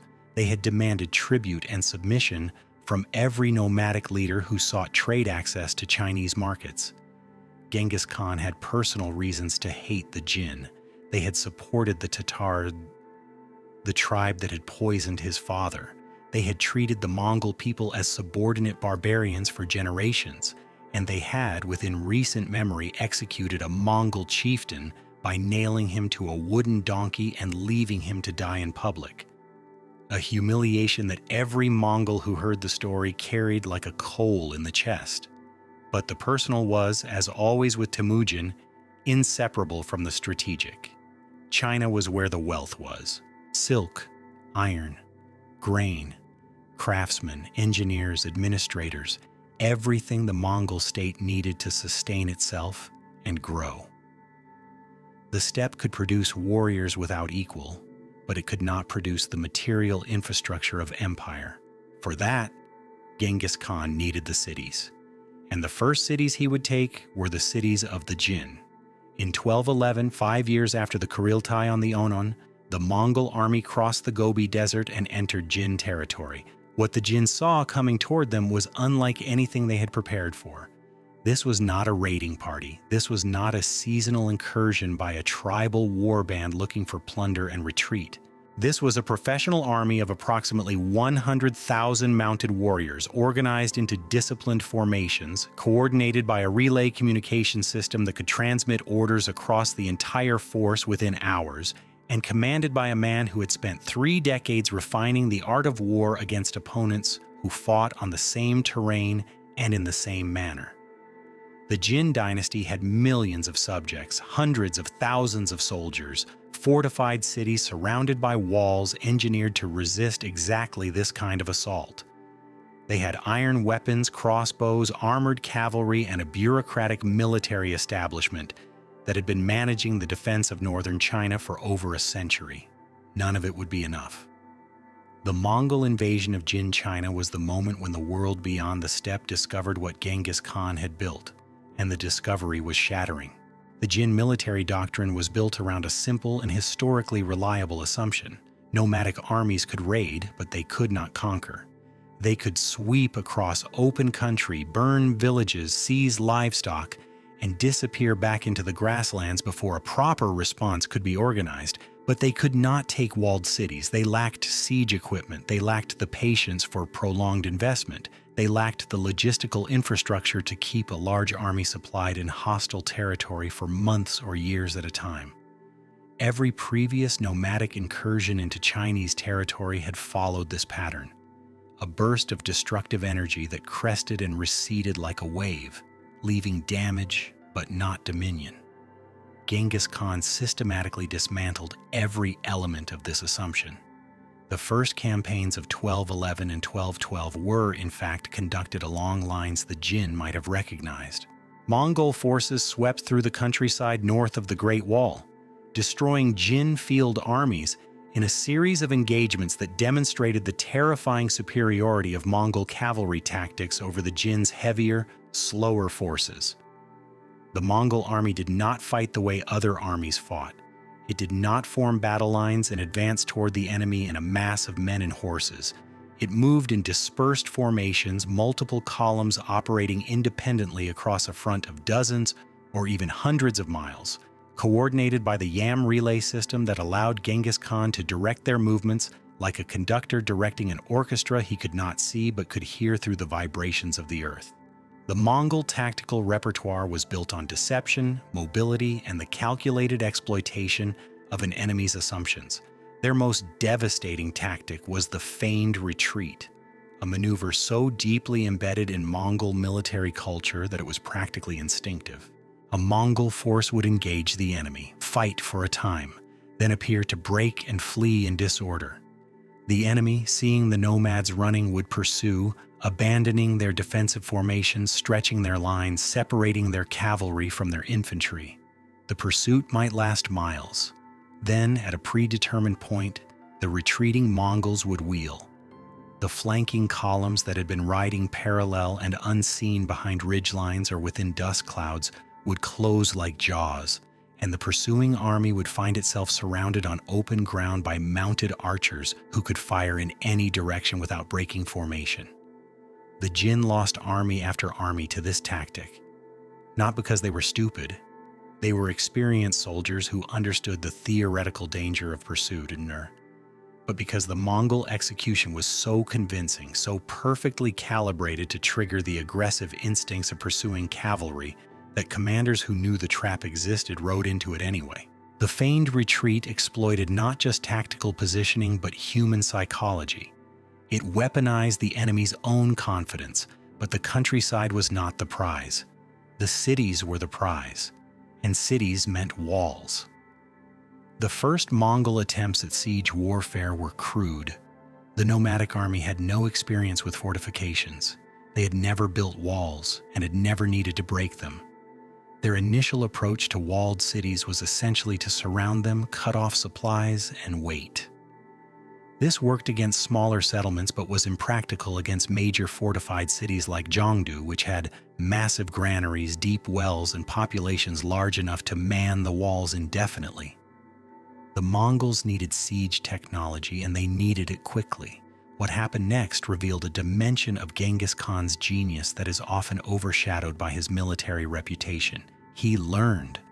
He learned with a speed and thoroughness that bordered on the inhuman. He captured Jin engineers and put them to work.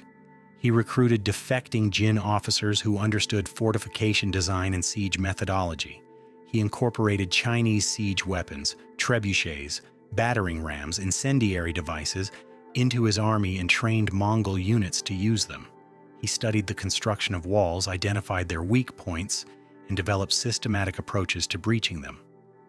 Within 2 years of entering Jin territory, the Mongol army had transformed itself from a purely cavalry force into a combined arms military machine capable of conducting sophisticated siege operations against the most heavily fortified cities in Asia. This capacity for adaptation was perhaps Genghis Khan's most dangerous quality. He had no attachment to tradition for its own sake. He did not believe that the Mongol way of war was inherently superior and refused to modify it when circumstances demanded modification. He was a pure pragmatist. Whatever worked, he adopted. Whatever failed, he discarded. He took from the Jin their siege technology. He took from the Khitan their administrative methods. He would later take from the Persians their engineering expertise, from the Tangites their writing systems, from every conquered civilization, the tools and techniques that served his purpose. The Mongol Empire was, in this sense, a machine that grew more capable with every victory, incorporating the strengths of each defeated civilization into its own expanding arsenal. The campaign against the Jin unfolded over years, not months. It was not a single dramatic sweep, but a grinding, methodical reduction of Jin power through a combination of field battles, sieges, diplomatic manipulation, and economic strangulation. Genghis Khan exploited divisions within the Jin state with the same precision he had used to fracture the Karaite Confederation. The Jin ruling class were Jurchen, a semi-nomadic people from Manchuria who had conquered northern China a century earlier and now ruled over a predominantly Chinese population. This created an inherent instability that Genghis Khan leveraged ruthlessly. He offered favorable terms to Chinese officials and commanders who surrendered, encouraging defection from a ruling elite that many of their subjects already resented. He presented himself not as a barbarian destroyer, but as an alternative overlord for Nome, one who might prove less burdensome than the Jurchen aristocracy. The strategy worked. Chinese administrators, engineers, and military officers defected to the Mongol side in growing numbers. Each defection brought not just manpower, but knowledge. Knowledge of Jin military dispositions, administrative systems, tax collection methods, and the internal political dynamics that could be exploited to accelerate the empire's collapse. By 1214, the Mongol army was at the gates of Zhengdu itself. The city was enormous, one of the largest and most heavily fortified urban centers in the world, with walls 40 feet high, a garrison of tens of thousands, and a population of over 1 million. Genghis Khan, recognizing that a direct assault on the fully manned and supplied city would be catastrophically costly, instead surrounded it and opened negotiations. The Jin emperor, terrified and desperate, agreed to a peace settlement that included an immense tribute, gold, silk, horses, and a princess for the Khan's household. Genghis Khan accepted the tribute and withdrew his army to the north. It was a strategic pause, not a peace, and the Jin, perhaps recognizing this, made a decision that would prove fatal. The emperor moved his capital south from Zhengdu to Kaifeng, putting the Yellow River between himself and the Mongol threat. The move was militarily rational. Kaifeng was farther from the steppe and better protected by natural barriers, but it was psychologically devastating. It signaled to the Jin's own subjects and soldiers that the emperor had given up on defending the north. Garrisons that had been holding their positions in the expectation of relief began to surrender. Provincial officials who had been loyal calculated that loyalty to a retreating emperor was a losing investment. Genghis Khan treated the capital's relocation as a breach of the peace agreement. He sent his armies back south. Zhongdu, now stripped of its emperor and much of its garrison, held out for a year before falling in 1215. The Mongol army sacked the city with a thoroughness that presaged what was to come in other parts of the world. The destruction was massive. Fires burned for a month. A visiting ambassador from the Khwarezmian Empire, passing through the ruins sometime later, reported that the bones of the slaughtered formed white hills on the landscape, and that the ground was slick with human fat. The streets, he said, were so slippery with the grease of the dead that his horse could barely keep its footing. The fall of Zhongdu did not end the war with the Jin. That conflict would continue for another 2 decades, outlasting Genghis Khan himself and finally concluding in 1234 under his successor, Ogedei. But the capture of the Jin capital accomplished something more important than the destruction of a single city. It demonstrated to every power in Asia that the Mongol army could do what no nomadic force had ever done before. It could take cities. It could break walls. It could conquer civilizations, not merely raid them. The strategic equation that had governed the relationship between the steppe and the settled world for 1,000 years had been overturned, and Genghis Khan was already looking west. The Khwarezmian Empire stretched from the borders of modern Iran across Central Asia to the edge of what is now Afghanistan. It was ruled by Shah Muhammad II, who commanded an army of several 100,000 and governed a population of millions. The empire controlled the great cities of the Silk Road, Bukhara, Samarkand, Urgench, Merv, centers of learning, trade, and culture that were among the most sophisticated in the Islamic world. The Shah considered himself one of the most powerful rulers on earth, and by the conventional measures of power, territory, population, military manpower, he was right. Genghis Khan's initial approach to the Khwarezmian Empire was not hostile. He sent a trade delegation, a caravan of several hundred Muslim merchants traveling under Mongol protection, carrying goods and a message from the Khan proposing commercial relations. The message reportedly addressed Shah Muhammad as a neighbor and equal. It was, by the standards of Mongol diplomacy, remarkably conciliatory. The caravan reached the border city of Otrar in 1218. The governor of Otrar, a man named Inalchuk, who was related to the Shah's mother, accused the merchants of being spies. He seized the goods and executed the entire caravan. Somewhere between 400 and 500 men were killed. Genghis Khan sent ambassadors to demand the governor's surrender and restitution for the murdered merchants. Shah Muhammad executed the lead ambassador and sent the others back with their heads shaved. A deliberate humiliation that, in the diplomatic vocabulary of the era, was an unambiguous declaration that the Shah considered the Mongols beneath contempt. It was the last diplomatic mistake Shah Muhammad would ever make. What the Khwarezmian Shah did not understand, what almost no one beyond the steppe yet understood, was the scale of what he had provoked. The execution of ambassadors was, in Mongol law and culture, among the most unforgivable acts one ruler could commit against another. Ambassadors were sacred. They carried the word and the trust of their sovereign. To kill an ambassador was to declare that no communication, no negotiation, no peaceful resolution was possible. It was to choose war in its most absolute form. Genghis Khan gathered his forces. The army that assembled on the eastern edge of the Khwarezmian Empire in 1219 numbered between 100,000 and 150,000 men. It was, at that time, the most formidable military force on the planet, not merely in numbers, but in organization, discipline, experience, and the quality of its command structure. These were not tribal warriors on a seasonal raid. They were professional soldiers who had spent years campaigning in China, who had mastered siege warfare, who had absorbed the engineering and military knowledge of every civilization they had encountered, and who were commanded by generals that Genghis Khan had personally selected and trained. The army also carried with it something no previous steppe force had possessed: a logistical tail.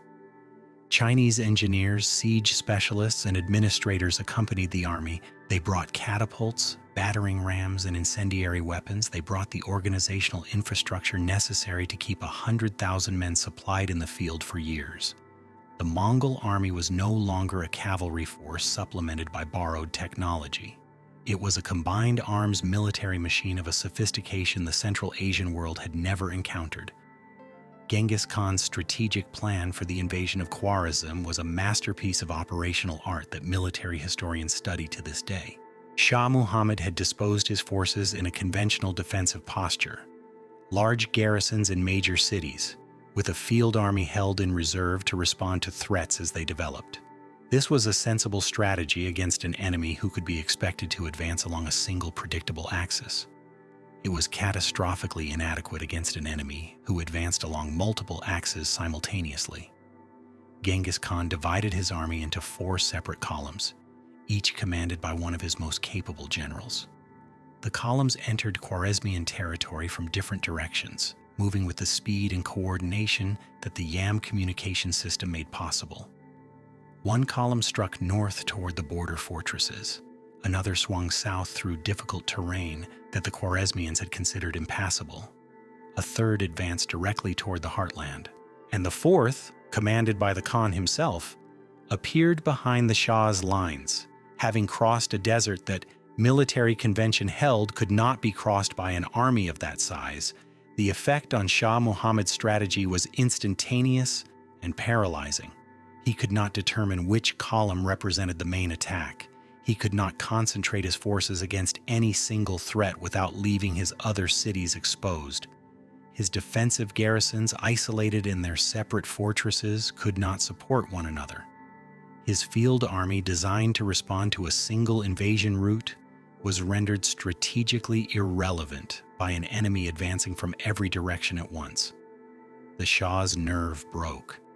Instead of committing to a decisive battle, concentrating his still formidable forces for a single massive engagement that might have blunted the Mongol advance, he retreated. Then he retreated again. He abandoned his own garrisons, his own cities, his own people. He fled westward, pursued by a Mongol flying column commanded by 2 of Genghis Khan's finest generals, Jebe and Subutai, who chased him across his crumbling empire like wolves running a deer across open steppe. Muhammad died in January 1221 on a small island in the Caspian Sea, a fugitive in clothes borrowed from a fisherman, the ruler of nothing. Some accounts say he died of pleurisy, others say of a broken heart. The distinction hardly mattered. The cities of Khwarezm, abandoned by their sovereign, now faced the Mongol army alone. What followed would become the defining horror of the medieval world. Bukhara fell first. Genghis Khan arrived at the city's outskirts with his army in February 1220. The garrison attempted a sortie and was annihilated in the open field. The remaining defenders and most of the civilian population retreated behind the inner citadel walls. Genghis Khan entered the city proper without significant resistance. He rode his horse through the gates and, according to Giovanni, directly to the Great Mosque, which he initially mistook for the Shah's palace. Upon being told it was a house of God, he reportedly said nothing that the sources record as remarkable. He ordered the city's wealth catalogued and seized. He had the population assembled outside the walls and addressed them. Giovanni, drawing on accounts from survivors, records his words, or a version of his words filtered through decades of retelling.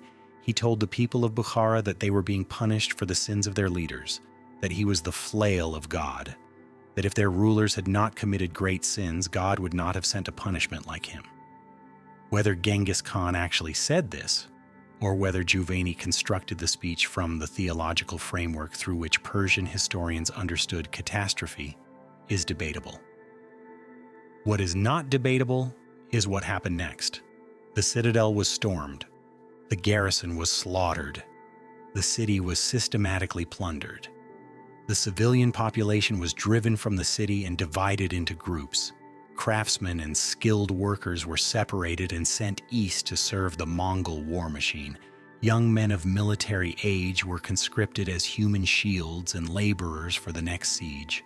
The remaining population, the old, the unskilled, the unlucky, were killed or left to scatter across the countryside. Then the city was burned. Samarkand fell next, and then Urgench, each siege following a pattern that became grimly familiar across Central Asia. The pattern was not indiscriminate, it was systematic, which made it more terrifying, not less. The Mongol treatment of a conquered city followed a calculus that was as precise as it was brutal. Cities that surrendered without resistance were typically spared the worst,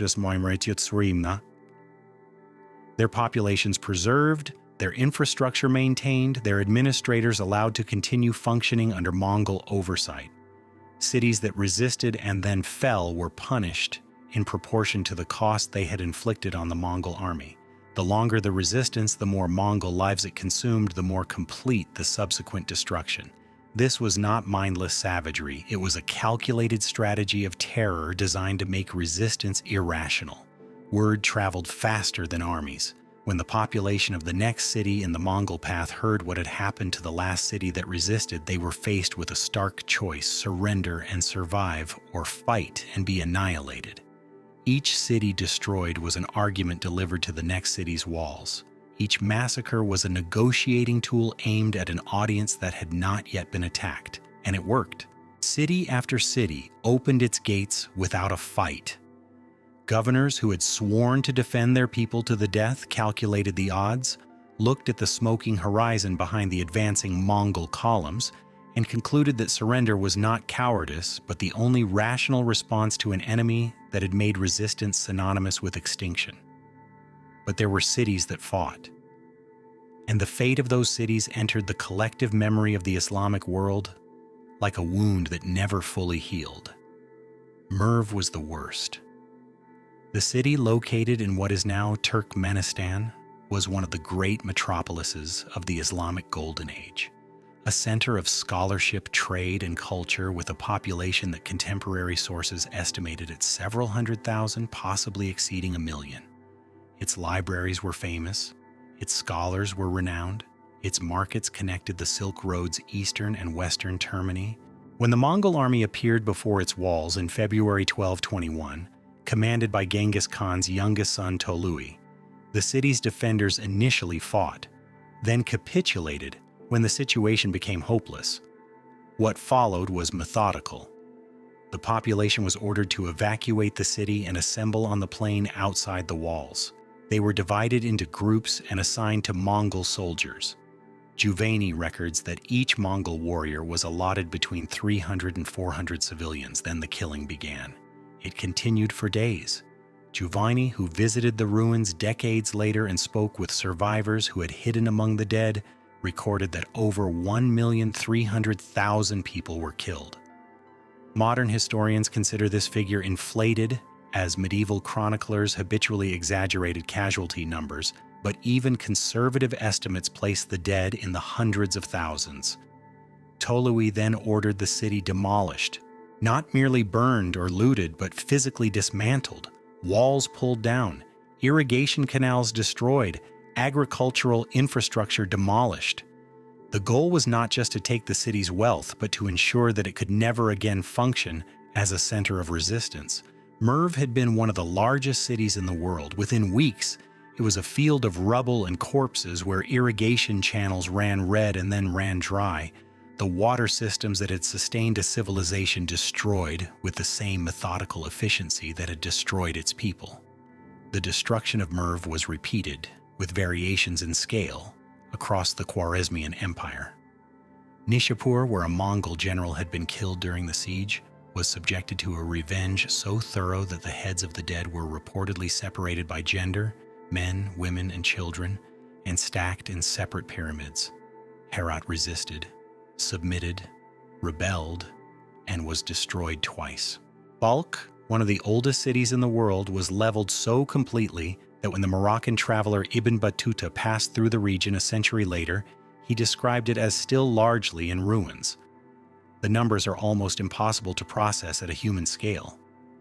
Modern demographic estimates suggest that the Mongol invasion of the Khwarezmian Empire reduced the population of Central Asia by 70 to 90% in some regions. Irrigation systems that had been maintained for centuries, The Qanat networks that made agriculture possible in an arid landscape were destroyed and never rebuilt. Cities that had been centers of learning and commerce for 1,000 years were erased from functioning existence. Some would take centuries to recover, some never did. The region that is now Afghanistan, Turkmenistan, Uzbekistan, and northeastern Iran experienced a demographic and civilizational catastrophe that ranks among the most severe in human history. The Persian historian Juvayni, writing a generation later, captured the scope of the destruction with a sentence that has resonated across 8 centuries of historical writing. Describing the Mongol invasion, he wrote, "They came, they sapped, they burnt, they slew, they plundered, and they departed." The compression of that sentence, 6 verbs, no adjectives, no elaboration, of course, mirrors the compression of what the Mongols did to Central Asia, an entire civilization reduced to a list of actions, each one the destruction of something that had taken generations to build. And yet the man who ordered these destructions was not, in his own understanding or in the understanding of the system he had built, acting without principle. The terror was strategic, not recreational. The massacres followed a logic. Cities that surrendered were preserved. People with useful skills were spared. The Yasa's provisions applied to conquered populations as well as to Mongols. Religious tolerance, protection of ambassadors, prohibition of theft within the empire's boundaries. Genghis Khan was building an empire, not merely destroying one. The destruction was the tool. The empire was the purpose. This distinction does not mitigate the horror. It does not make the dead less dead or the ruined cities less ruined, but it is essential to understanding the man and the machine he created. Genghis Khan did not destroy Merv because he hated its inhabitants. He destroyed it because its destruction served a strategic function. He would have preserved it if preservation had served a better one. The absence of personal malice makes the destruction not less terrible but more, because it reveals a mind capable of calculating the deaths of hundreds of thousands of people as an operational input, a cost to be weighed against a benefit, a variable in an equation whose solution was empire. While his armies dismantled the Khwarezmian Empire city by city, Genghis Khan pursued the Shah's son Jalal ad-Din, who had rallied a remnant force and was attempting to organize resistance. Jalal ad-Din was a man of genuine courage and military talent, the kind of opponent Genghis Khan respected precisely because he refused to calculate the odds. The young prince fought a series of rearguard actions across Afghanistan and into the Indus River Valley, inflicting casualties on Mongol forces and briefly giving the shattered remnants of the Khwarezmian military something to rally around. At the Battle of the Indus in 1221, cornered against the river with no retreat possible, Jalal ad-Din fought until his army was destroyed, then rode his horse off a cliff into the Indus and swam across, escaping into India. Genghis Khan, watching from the opposite bank as the prince disappeared into the current, reportedly ordered his sons to observe. That, he told them, was what a son should be. The remark cuts 2 ways. It was an acknowledgement of Jalal ad-Din's courage. It was also implicitly a comparison with his own sons, particularly Hochi, whose contested paternity and increasingly independent behavior in the Western campaigns was becoming a source of tension that would shadow the empire's future. Genghis Khan could admire in an enemy the qualities he found lacking in his own blood. By 1223, the Khwarezmian Empire had effectively ceased to exist as a functioning state. Its cities were ruins, its military was destroyed, its population was decimated, its Shah was dead on a Caspian island, its prince was a fugitive in India. The entire campaign, from the crossing of the border to the final destruction of organized resistance, had taken approximately 4 years. In that time, the Mongol Empire had expanded from the eastern steppe to the borders of Mesopotamia, absorbing in a single generation territories that previous empires had taken centuries to accumulate. And the Mongols were not finished.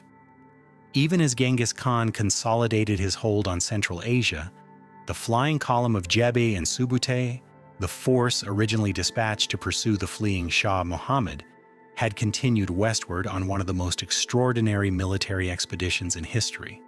Instead of returning to the main army after the Shah's death, the two generals led their force of approximately 20,000 men on a reconnaissance in force that circled the entire Caspian Sea. They swept through Azerbaijan, defeated the Georgians, crossed the Caucasus Mountains through a pass that the local populations considered impassable, and emerged onto the plains of southern Russia. On the Kalka River in 1223, Jebe and Subutai encountered a combined army of Russian princes and Cuman Turks, a force that significantly outnumbered their own. The Mongol generals employed the feigned retreat. The Russians, who had never encountered Mongol tactics, pursued with eager aggression. The trap closed. The Russian army was annihilated. Several captured princes were placed beneath wooden boards, and Jebe and Subutai held their victory feast on top of the boards, slowly crushing the men beneath them as the celebration continued above. It was a foretaste of what would come to Europe. But that invasion was still a generation away. Jebe and Subutai completed their circuit of the Caspian and returned to the main Mongol army, carrying with them intelligence about the lands, peoples, and military capabilities of everything between Persia and the Russian steppe. The information would be filed away, maintained in the institutional memory of the Mongol military establishment, and used when the time came to return. Genghis Khan gathered his armies and turned east, back toward the Mongol heartland. The campaigns in Central Asia had been the most destructive in his career, but they had also been transformative. The Mongol Empire was no longer a steppe confederation that happened to control some Chinese territory. It was a transcontinental power that stretched from the Pacific to the Caspian, encompassing an almost incomprehensible diversity of peoples, languages, religions, and landscapes. Governing this empire required systems that went far beyond the military organization that had conquered it. It required administrators, tax collectors, translators, scribes, postal writers, governors, judges, and the bureaucratic infrastructure to coordinate their activities across thousands of miles. Genghis Khan built these systems with the same pragmatic ruthlessness he applied to everything else. He appointed governors from among the conquered peoples, men who understood local conditions and could manage local populations far more effectively than Mongol warriors could. He maintained the Yasa as the supreme legal code but allowed local laws to operate beneath it. He preserved trade networks, protected merchants, and established the conditions for a commercial revival that would eventually make the Silk Road safer and more profitable than it had been in centuries. The so-called Pax Mongolica, the Mongol peace, was a real phenomenon, though it was a peace built on the memory of unprecedented violence. Merchants could travel from China to Persia without being robbed, because the Mongol penalty for banditry was death, and everyone between China and Persia had seen enough Mongol justice to believe it. The man who oversaw all of this was aging. The campaigns had been long. The distances had been enormous, and the body that had survived childhood starvation, adolescent enslavement, decades of warfare, and the cumulative toll of life lived almost entirely on horseback, in one of the harshest climates on Earth, was beginning to fail in ways that even the most powerful man in the world could not command away. The question of succession had haunted Temujin long before his body began to betray him. He had built an empire unlike anything the world had seen, but he had built it around himself, around his judgment, his authority, his personal relationships with every significant commander and administrator in the system. The Kashig answered to him. The Tumen commanders held their positions at his pleasure. The Yasa was his law, interpreted by his word. Every thread of power ran back to a single hand, and that hand would not hold forever. He had 4 sons by birth, the only wife whose children he acknowledged as legitimate heirs, Yoki, the eldest, whose paternity remained an open wound, Chagatai, the second, fierce and orthodox in his adherence to Mongol tradition, who had publicly questioned Jochi's right to inherit by calling him a Merkit bastard in a council meeting that the secret history records with the unflinching directness of a text that understood this moment would reverberate for generations. Ogedei, the third, who possessed a genial temperament, a talent for administration, and a fondness for drink that would eventually kill him. And Tolui the youngest, who was by all accounts the most gifted military commander of the four, and who held by Mongol custom the right to inherit the homeland, the original steppe territory, as the guardian of the family hearth. The succession crisis erupted openly during a family council that Genghis Khan convened upon his return from the Khwarezmian campaigns. The secret history and the Persian sources record the confrontation with slight variations but essential agreement on its emotional core. Genghis Khan asked his sons to discuss the succession. Yochi spoke first as the eldest. Chagatai immediately challenged him. The exchange escalated from political disagreement to personal attack. Chagatai called Jochi the son of a merchant captive. Jochi lunged at his brother. The two men had to be physically separated by their attendants. Genghis Khan watched this happen. The secret history tells us that he sat in silence while his sons tore at each other. And the silence was more frightening than any words he could have spoken. When he finally intervened, his voice carried the weight of a man who understood that the empire he had spent his life building could be destroyed in a single generation by the hatred between his own children. His solution was characteristically pragmatic. He passed over both Yochi and Chagatai. Neither would inherit the supreme khanship. Instead, he designated Ogadai as his successor. The third son, the compromise candidate, the one whose temperament was least likely to provoke his brothers into civil war. Ogadai was neither the strongest nor the most talented of the four. He was the most acceptable. He was the candidate least likely to be challenged because neither Yochi nor Chagatai could argue that the other had been chosen over him. It was a decision that sacrificed excellence for stability, and it revealed a dimension of Genghis Khan's thinking that his battlefield record might not suggest. He understood that the most important quality in a successor was not brilliance, but survivability. The empire needed time to consolidate. It needed a Khan who could hold the center while the edges settled. It needed Ogadai. But the underlying problem was not solved. It was deferred. The empire was divided into 4 appanages, territorial allotments assigned to each son, creating the framework for what would eventually become the 4 great khanates of the Mongol world. Yoki received the western territories, the lands farthest from the Mongol heartland, including the as-yet unconquered Russian steppe and whatever lay beyond it. It was simultaneously a grant of enormous potential and a form of exile, a way of giving Yochi a domain impressive enough to satisfy his ambitions while keeping him as far as possible from the center of power where his contested legitimacy would be a perpetual source of conflict. Chagatai received Central Asia. Tolui received the Mongol homeland. And Ogadai, the designated successor, would inherit supreme authority over the whole.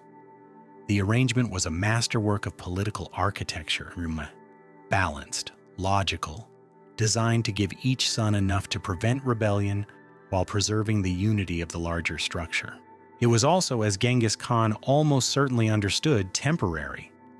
The centrifugal forces that had torn apart every steppe confederation in history were now embedded in the structure of his own empire, encoded in the competing interests of 4 brothers who could barely stand to be in the same tent. The Mongol Empire was a unity because Genghis Khan existed. When he ceased to exist, the forces pulling it apart would have no counterweight. Yochi died in 1227, shortly before his father. The circumstances of his death are murky. The secret history records that he was ill. Persian sources suggest that the relationship between father and son had deteriorated to the point where Genghis Khan had been contemplating military action against Yochi, who had been increasingly independent in his western territories, failing to send troops or tribute as demanded, behaving less like a subordinate son and more like a rival sovereign. Some historians believe Jochi was assassinated on his father's orders. Others believe the illness was genuine. The truth is probably lost forever, buried beneath layers of political narrative constructed by the winners. What is certain is that Yochi's death removed the most volatile element from the succession equation, and that Genghis Khan, upon hearing the news, retreated into private grief that the sources describe without elaboration, as if the emotions involved were too complex or too dangerous to record. The final campaign of Genghis Khan's life was directed against the Tangut Kingdom of Xixia, a Buddhist state in what is now northwestern China that had been a Mongol vassal but had refused to provide troops for the Khwarezmian invasion. The refusal was, in Genghis Khan's framework, unforgivable. A vassal who refused military service when called upon had violated the fundamental compact of submission. The Tangut king had reportedly responded to the demand for troops with a taunt. If the Khan did not have enough soldiers, he had no business being Khan. The words, carried back to Genghis Khan by envoys, landed like a burning arrow in dry grass. The Tangut campaign of 1226 to 1227 was prosecuted with a ferocity that exceeded even the Khwarezmian campaigns. Genghis Khan was in his mid-60s, old by any standard and ancient by the standards of a life lived as his had been. He was in pain. The sources hint at multiple ailments, the cumulative damage of decades on horseback, possible injuries from a reported fall during a hunting expedition, the general deterioration of a body that had been in motion since childhood. He conducted the campaign from a litter when he could no longer ride, directing operations with undiminished strategic clarity even as his physical capacity failed. The Tangut cities fell one by one. The pattern was familiar. The approach, the siege, the systematic reduction, the punishment calibrated to the resistance offered.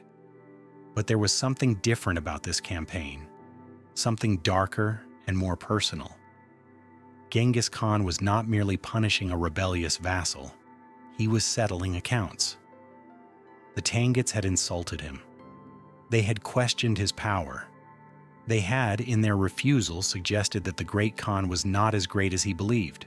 For a man whose entire life had been a project of building power so absolute that no one could afford to defy him, the suggestion was existential. It struck at the foundation of everything he had constructed. As the campaign ground forward through the summer of 1227, Genghis Khan's condition worsened. The sources diverge on the specifics. The secret history is cryptic. Rashid al-Din provides more detail, but wrote at a century's remove. Some accounts describe a riding accident and a resulting fever. Others suggest illness that had been progressing for months. Marco Polo, writing decades later from information several times removed from the original events, placed the death at the siege of a specific city and attributed it to an arrow wound. A detail that most modern historians reject, but that captures something true about the symbolic imagination of the age. The man who had killed so many by the arrow was imagined to have died by one. What the sources agree on is that Genghis Khan knew he was dying, and in the days before his death, he issued final instructions that reveal both the operational precision and the deep pragmatism that had governed his entire career. He ordered that his death be kept secret until the Tangut campaign was complete. The army was to continue fighting. The siege operations were to proceed without interruption. No one outside his innermost circle was to know that the Khan was dead. The logic was pure Temujin. If the enemy learned that the Mongol leader had died, they would be emboldened to resist. If the army learned, discipline might fracture. If the wider empire learned, the succession could be contested before Ogedei was in position to claim it. Secrecy was the final strategic instrument of a man who had wielded information as precisely as he wielded armies. He also ordered the complete destruction of the Tangut state. Not merely military defeat, not merely submission, annihilation. The Tangut royal family was to be exterminated. The cities were to be demolished. The population was to be... The sources use different words, but the meaning converges, eliminated as a functioning people. It was the most comprehensive sentence of civilizational death that Genghis Khan ever pronounced, and it was carried out with meticulous thoroughness by his generals after his passing. The Tangut kingdom was so thoroughly destroyed that it virtually vanished from history. Its cities were razed, its texts were burned, its people were scattered or killed in numbers that made recovery impossible. Today, the Xixia civilization is known primarily through archaeological fragments, pottery shards, wall paintings in abandoned caves, texts preserved by accident in desert sands. A kingdom that had lasted for 2 centuries was erased so completely that it became a ghost, visible only in the negative space of what was no longer there. Genghis Khan died on August 18, 1227. He was approximately 65 years old. The exact location of his death is debated, somewhere in the Liupan Mountains of northwestern China within the territory of the Tangut Kingdom he was in the process of destroying. His body was carried back to Mongolia by a funeral escort that, according to legend, killed every living thing it encountered along the route. Not out of bloodlust, but out of a ritual logic that demanded secrecy. No one could be allowed to witness the passage of the dead Khan and report the location of his burial. The killing was, in its terrible way, an act of devotion. It was the last service the living could perform for the dead, the protection of his eternal rest from the disturbance of the curious, the vengeful, and the ambitious. He was buried somewhere in the Khenti Mountains of northeastern Mongolia, the same mountains where he had hidden from the Taichiud as a boy, the same mountains where he had prayed to the eternal blue sky during the darkest moments of his early career. The burial site has never been found.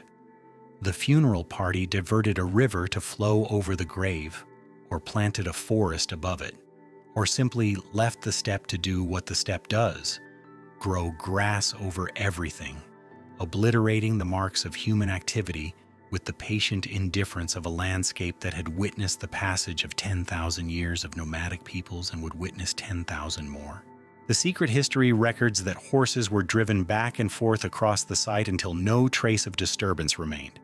Soldiers who had attended the burial were killed. The knowledge died with them. The secrecy of the grave was deliberate and complete. In death, as in life, Genghis Khan was controlling information. The location of his remains was dangerous knowledge, a site that could become a rallying point for enemies, a target for desecration, or a source of power for whichever descendant controlled it. By making the grave unfindable, he ensured that his legacy would exist not in a specific place but in the system he had built, the laws he had promulgated, the empire he had assembled. His monument was not a tomb, it was the world he had remade. The empire he left behind was, by any measure, the largest contiguous land empire in human history. At the time of his death, it stretched from the Sea of Japan to the Caspian Sea, encompassing modern Mongolia, China, Central Asia, Iran, and Afghanistan. Under his successors, it would expand further, into Russia, into the Middle East, into Korea, into Southeast Asia, probing the borders of Europe and India and Japan. At its greatest extent, the Mongol Empire covered over 12 million square miles, governing a population of over 100 million people who spoke dozens of languages, practiced every major religion, and represented virtually every form of human social organization then in existence. The man who built this empire could not read. He never lived in a permanent building. He never learned to write his own name. He was born in a felt tent on a treeless grassland, and he died on campaign in the field, carried on a litter because his body could no longer stay in the saddle. Between those 2 points, he reshaped the world more profoundly than any single human being who had lived before him, and arguably any who has lived since. The death was kept secret, as he had ordered. The Tangut campaign was completed. The kingdom was destroyed. Only then was the word released, spreading outward from the Mongol heartland in concentric waves of grief, celebration, terror, and calculation, depending on where the listener stood in relation to the empire the dead man had built. In the Mongol camps, the mourning was genuine and vast. Warriors who had followed Temujin since the days of Baljuna wept openly. The white horsehair spirit banner, the toque that had been raised at the Kuriltai of 1206, that had flown above every battlefield from China to Persia, was carried to the sacred mountain and planted in the earth, its 9 yak tails stirring in the same wind that had howled across the steppe on the night Temujin was born, clutching a blood clot in his fist. In the cities of China, in the ruins of Central Asia, in the courts of distant kingdoms that had heard the name Genghis Khan only as a rumor carried by terrified merchants, the news arrived with a different charge. Some dared to hope that the empire would fragment, that the old pattern would reassert itself, that the nomadic confederation would dissolve into competing factions as every previous steppe empire had done. The Jin dynasty, still fighting a rearguard war in southern Manchuria, permitted itself a moment of cautious optimism. The remnants of the Khwarezmian resistance stirred. Distant courts that had been watching the Mongol expansion with growing alarm allowed themselves to exhale. They were wrong. The empire did not collapse. This was Genghis Khan's most remarkable achievement.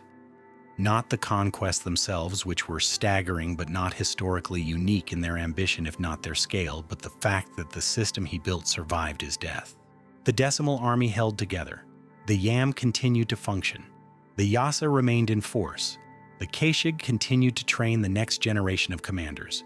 Ogedei, the designated successor, was confirmed as Great Khan at a Kurultai in 1229, 2 years after his father's death. The delay itself a testament to the stability of the system, which could function without a supreme leader while the political negotiations necessary for succession played out. Ogedei proved to be exactly what his father had chosen him to be, a competent administrator who lacked his father's military genius but possessed the temperamental steadiness needed to consolidate rather than expand. He completed the conquest of Jin China. He established the empire's first permanent capital at Karakoram, building a city of surprising cosmopolitanism in the heart of the Mongolian steppe, a place where Buddhist temples stood alongside Christian churches, Muslim mosques, and shamanistic shrines, where ambassadors from the Pope rubbed shoulders with Song Chinese diplomats and Sufi mystics, where trade goods from every corner of the known world could be found in a single market. Karakoram was the physical manifestation of the Mongol imperial idea, a center from which all the world's diversity could be governed, organized, and taxed. Ogedei also launched the campaign that would bring the Mongols to the doorstep of Europe. In 1236, he dispatched an army under the command of Batu Khan, Jochi's son, and therefore Genghis Khan's grandson, to conquer the western lands that had been allotted to Jochi's line. The army was accompanied by Subutai, now in his 60s, the same general who had led the reconnaissance around the Caspian 15 years earlier and who carried in his memory a detailed map of the terrain, the peoples, and the military capabilities of everything between the Volga and the Danube. The Mongol invasion of Russia and Eastern Europe between 1237 and 1242 was the fulfillment of the intelligence-gathering mission that Jebe and Subutai had conducted in 1223. The Russian principalities, fragmented and mutually hostile, fell in rapid succession. Kiev, one of the great cities of medieval Christendom, was so thoroughly destroyed that a traveler passing through 6 years later counted innumerable skulls and bones scattered across the landscape and reported that barely 200 houses remained standing. The Mongol army then crossed the Carpathian Mountains and invaded Hungary and Poland simultaneously, destroying a Hungarian army at the Battle of Mohi and a combined Polish-German force at the Battle of Legnica in April 1241, 2 days apart and hundreds of miles distant, a demonstration of strategic coordination that European military thinking could not comprehend and would not match for centuries. Europe lay open. There was no army between the Mongols and the Atlantic Ocean capable of stopping them. The Pope called for a crusade. Panic gripped the courts of France and England. The Holy Roman Emperor, Frederick II, one of the most capable military minds in Europe, assessed the situation and concluded privately that Western Europe had no effective defense against the Mongol cavalry. Then the Mongols stopped. In December 1241, Ogedei Khan died. Of drink, almost certainly. His father's fear about his third son's weakness for alcohol realized at the worst possible moment for Europe and the best possible moment for Christendom. Mongol law required the senior princes to return to Mongolia for the Kurultai that would select the next great Khan. Batu Khan withdrew his forces from Hungary. The Mongol army retreated eastward back across the Russian steppe and never returned to Central Europe in force. Europe was saved by a drinking problem. The irony would have been lost on no one more than Genghis Khan himself, who had repeatedly warned his sons about the dangers of alcohol, telling them that a man who drank could not think clearly, could not command effectively, could not maintain the discipline that held an empire together. A warrior, he said, should drink no more than 3 times a month, and preferably not at all. His sons listened to his military advice. They ignored this. The period following Ogeday's death in 1241 began the long, slow process of fragmentation that Genghis Khan had feared and attempted to forestall. It did not happen quickly. The empire did not shatter like glass. It cracked like ice on a spring river. Slowly, along lines of stress that had been visible from the beginning, widening gradually over decades until the original unity was more memory than reality. The succession disputes that followed Ogeday's death were complex, bitter, and occasionally violent. Ogeday's widow Turagina served as regent and maneuvered to place her son Guyuk on the throne, which she accomplished at a Kurultai in 1246. Guyuk's reign was brief and troubled. He died in 1248, possibly assassinated, possibly of illness exacerbated by the same alcoholism that had killed his father. The throne then passed, after considerable intrigue, to Mongka Khan, a son of Tolui, shifting the line of succession from Ogeday's branch to Tolui's. This shift was contested by Ogeday's descendants and would fuel internal conflict for generations. Under Mongka and his brother Kublai, the Mongol Empire reached its greatest territorial extent. Mongka dispatched his brother Hulagu westward to complete the conquest of the Islamic heartland. Hulagu's army sacked Baghdad in 1258, killing the Abbasid Caliph and destroying the city that had been the center of Islamic civilization for 5 centuries. The House of Wisdom, one of the great libraries of the medieval world, was thrown into the Tigris, its books forming a mass so large that, according to accounts, Mongol horses could walk across the river on a bridge of ruined manuscripts. The water ran black with ink and red with blood, a detail that has the quality of literary construction, but that multiple independent sources confirm in its essential outline. The destruction of Baghdad sent a shockwave through the Islamic world comparable to the fall of Rome in the Christian West. It was not merely a military defeat, it was a civilizational trauma. The destruction of a symbol, the end of an institution that had provided religious and political continuity for the Muslim world for over 500 years. Genghis Khan had destroyed cities. Hulagu destroyed the caliphate itself. The grandson completed what the grandfather had begun. But the same campaign that reached its high watermark at Baghdad also revealed the fractures that were pulling the empire apart. In 1260, a Mongol army under Hulagu's general Kitbuka was defeated at the Battle of Ain Jalut in Palestine by the Mamluks of Egypt, the first major battlefield defeat the Mongols had suffered against a Muslim army. The defeat was significant not only because it halted the Mongol advance into Africa and the Mediterranean, but because it occurred in part due to the absence of Hulagu's main force, which had withdrawn eastward because of the succession crisis following Mongka's death. The internal politics of the empire were now directly affecting its military capability.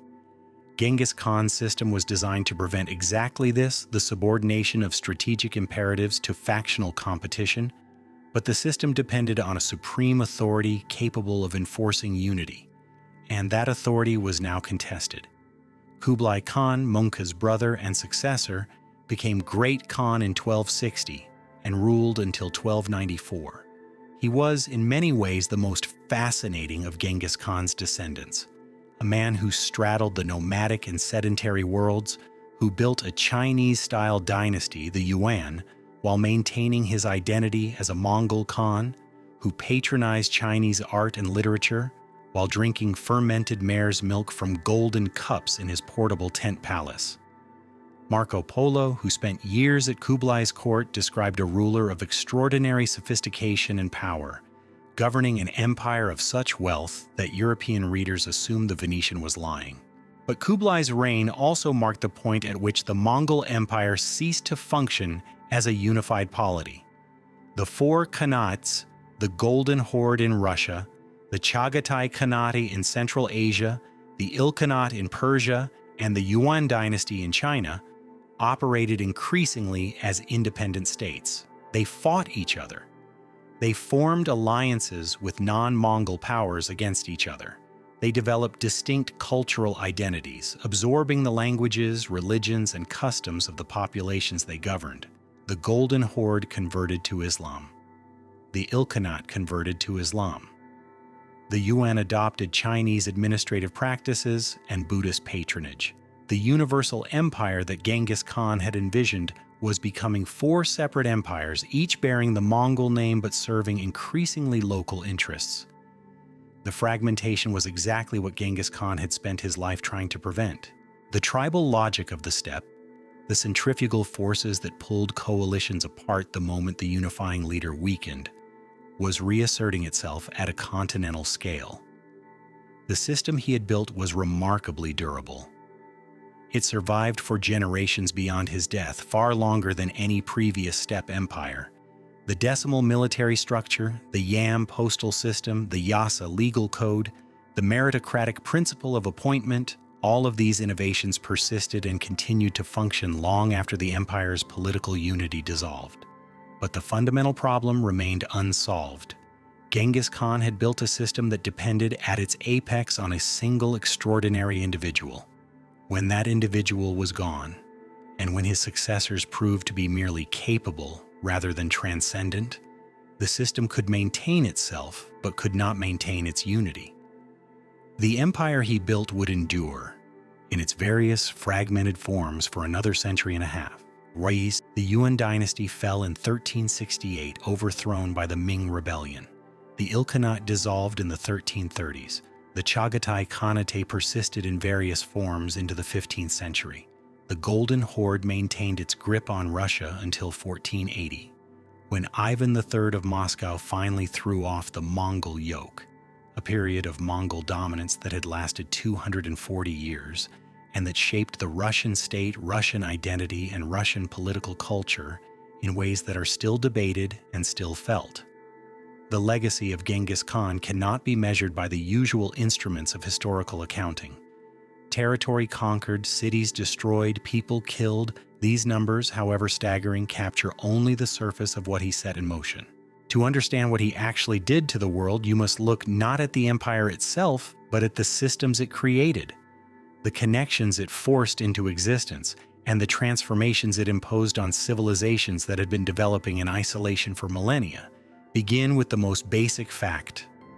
Before Genghis Khan, the world was divided, not merely politically but cognitively.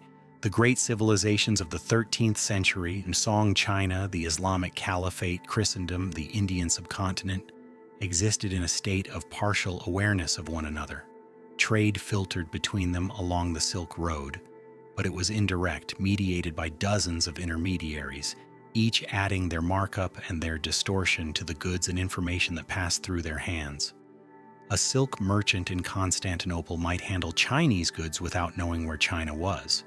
A scholar in Baghdad might reference Greek philosophy without having met a Greek. The connections were real but attenuated, like light passing through clouded glass. Something came through, but the original source was obscured. The Mongol Empire shattered that glass.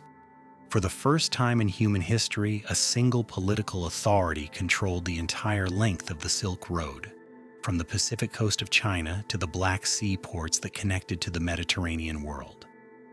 The Pax Mongolica, the enforced peace within the empire's borders, created conditions for direct contact between civilizations that had previously known each other only through rumor and intermediary. Chinese engineers traveled to Persia. Persian astronomers worked in Chinese observatories. European missionaries walked into the court of the Great Khan and returned with accounts of a world that their compatriots could barely comprehend. Muslim merchants established communities in Chinese port cities. Buddhist monks debated Christian theologians in the cosmopolitan chaos of Karakoram. The scale of this interconnection was without precedent. The Yam postal system, which Genghis Khan had created as a military communication network, evolved into the backbone of a transcontinental information exchange. Merchants, diplomats, missionaries, and scholars traveled under the protection of the Mongol peace, carrying with them not just goods but ideas, technologies, and, critically, diseases. The network that connected Beijing to Baghdad, that linked the Russian steppe to the Indian Ocean, that made it possible for a Venetian merchant to spend decades in the court of a Mongol emperor and return to write a book about it, was Genghis Khan's most consequential creation. More consequential than any battle. More lasting than any city he destroyed. The technological transfers facilitated by the Mongol Empire reshaped the trajectory of human civilization. Gunpowder, which had been developed in China centuries earlier as an incendiary and a novelty, traveled westward along Mongol trade and military routes. By the time it reached Europe in the 14th century, it had been refined through contact with Islamic alchemists and Central Asian metallurgists into a weapon that would render the castle, the knight, and the feudal military order obsolete. The printing technology that existed in China, both woodblock and the movable type that Bi Sheng had invented in the 11th century, traveled the same routes, arriving in Europe where it would be reinvented and refined by Gutenberg in the 15th century, producing a revolution in information distribution that would undermine the Catholic Church's monopoly on knowledge and contribute to the Reformation. Papermaking, compass technology, advanced metallurgy, agricultural techniques, medical knowledge, all of these moved along the Mongol network, cross-pollinating civilizations that had previously developed in relative isolation. The demographic consequences were equally transformative and considerably darker. The same trade routes that carried silk, spices, and gunpowder also carried disease. The Black Death, the bubonic plague pandemic that killed between 75 million and 200 million people across Eurasia in the 14th century, eliminating somewhere between 30 and 60% of Europe's population, almost certainly traveled westward along Mongol trade routes. The plague originated in Central Asia, in the very heartland of the Mongol Empire, and spread through the network of commercial and military connections that the Pax Mongolica had created. Mongol armies may have directly introduced the disease to new populations during their campaigns. The siege of Kaffa in 1346, during which Mongol forces reportedly catapulted plague-infected corpses over the city walls, is sometimes cited as one of the earliest examples of biological warfare, though the historical evidence is debated. The irony is profound and terrible. The network that Genghis Khan built to unify the world also transmitted the pathogen that would kill a third of it. The same system that allowed a merchant to travel safely from Beijing to Venice also allowed a bacterium to make the same journey. And the bacterium traveled faster and killed more thoroughly than any Mongol army. The Black Death reshaped European society so fundamentally, disrupting feudal labor relations, accelerating urbanization, contributing to the conditions that produced the Renaissance, that some historians argue it was the single most important event in the transition from the medieval to the modern world. And it was, at least in part, a consequence of the connectivity that the Mongol Empire imposed. Genghis Khan would not have understood this connection. He had no germ theory, no concept of epidemiology, no framework for comprehending how the movement of goods and people across vast distances could transmit invisible agents of death. But the connection exists regardless of his understanding. The empire he built was a system, and systems produce consequences that exceed the intentions of their designers. This is perhaps the most important thing to understand about Genghis Khan's legacy. It was not what he planned. He planned conquest, dominance, the security that comes from being too powerful to challenge. What he got was the rewiring of human civilization itself, for better and for worse, in ways that no one in the 13th century could have predicted and that we are still sorting through 8 centuries later. The religious tolerance that Genghis Khan codified in the Yasa deserves particular attention, because it was one of the most radical and consequential of his innovations, and one of the least expected from a man whose armies were synonymous with destruction. The Yasa guaranteed freedom of worship throughout the Mongol Empire. Every religion was permitted, every religious leader was exempt from taxation. Buddhist monks, Christian priests, Muslim imams, Taoist sages, Jewish rabbis, and shamanistic practitioners all operated freely within the empire's borders, often in close proximity to one another, often in direct theological competition, but always under the protection of Mongol law.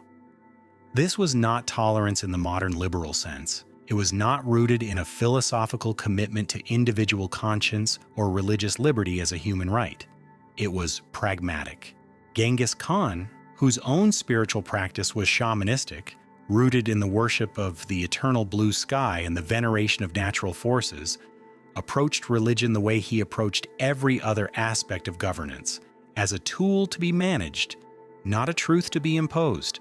He seems to have genuinely believed that the eternal blue sky was the supreme power in the universe, but he also seems to have believed that this power might manifest through different religious traditions and that offending any god was an unnecessary risk for a man who needed all the divine assistance he could get. The secret history records him praying on Burkhan Khaldun before major campaigns, ascending the sacred mountain alone, removing his hat and belt in a gesture of submission, and communing with forces that the text treats as genuinely real. He was, in his way, a deeply spiritual man, but his spirituality did not produce exclusivity. It produced a kind of divine hedging. Honor all the gods, offend none, and let each conquered people keep the spiritual practices that kept them functional and docile. The practical effect of this policy was extraordinary. The Mongol Empire became the most religiously diverse political entity the medieval world had ever seen. Nestorian Christians held positions of power in the Mongol court. Several of Genghis Khan's daughters-in-law were Nestorian Christians, and the faith had a significant presence among the Karaite and Naiman tribes that the Mongols had absorbed. Buddhist monks from Tibet and China served as advisors and court officials. Muslim merchants and administrators were essential to the empire's commercial and bureaucratic infrastructure. The result was a cosmopolitanism that travelers found simultaneously exhilarating and disorienting. William of Rubruck, a Franciscan friar who visited the Mongol court in 1253, described theological debates at Karakorum in which Christians, Muslims, and Buddhists argued their respective claims before an audience of Mongol nobles who listened with polite interest and then went back to drinking fermented mare's milk. The friar was scandalized. The Mongols were amused. The tolerance had limits. It applied only as long as religious leaders did not challenge Mongol political authority. A priest who preached obedience to the Khan was welcome. A priest who preached resistance was not.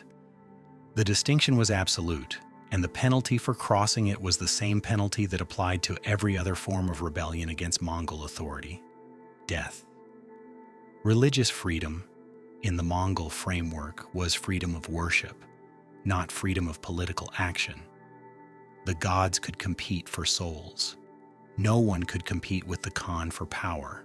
This framework, tolerance within submission, diversity within dominion, produced a paradox that runs through the entire Mongol legacy. The empire that destroyed more cities than any force in human history also created the conditions for the greatest exchange of ideas, technologies, and cultural practices the world had yet seen. The army that massacred the populations of Merv and Baghdad and Kiev also protected the trade routes that allowed Marco Polo to reach China, that carried Persian astronomical knowledge to Chinese observatories, that transmitted Chinese printing and gunpowder technology toward Europe. The man who depopulated regions so thoroughly that forests grew back over formerly cultivated land also promulgated laws protecting merchants, establishing diplomatic immunity for ambassadors, and guaranteeing religious freedom across a quarter of the Earth's surface. The paradox is not resolvable. It is not a contradiction that can be explained away by emphasizing one side or the other. The destruction and the creation were products of the same system, driven by the same logic, ordered by the same mind. Genghis Khan did not build an empire despite the destruction. He built it through the destruction. The terror was the foundation on which the peace was constructed. The massacres were the argument that made submission, iofries, and therefore trade, and therefore cultural exchange, and therefore the Pax Mongolica itself, rational. You cannot separate the library thrown into the Tigris from the trade route that connected Beijing to Venice. They are the same phenomenon viewed from different angles.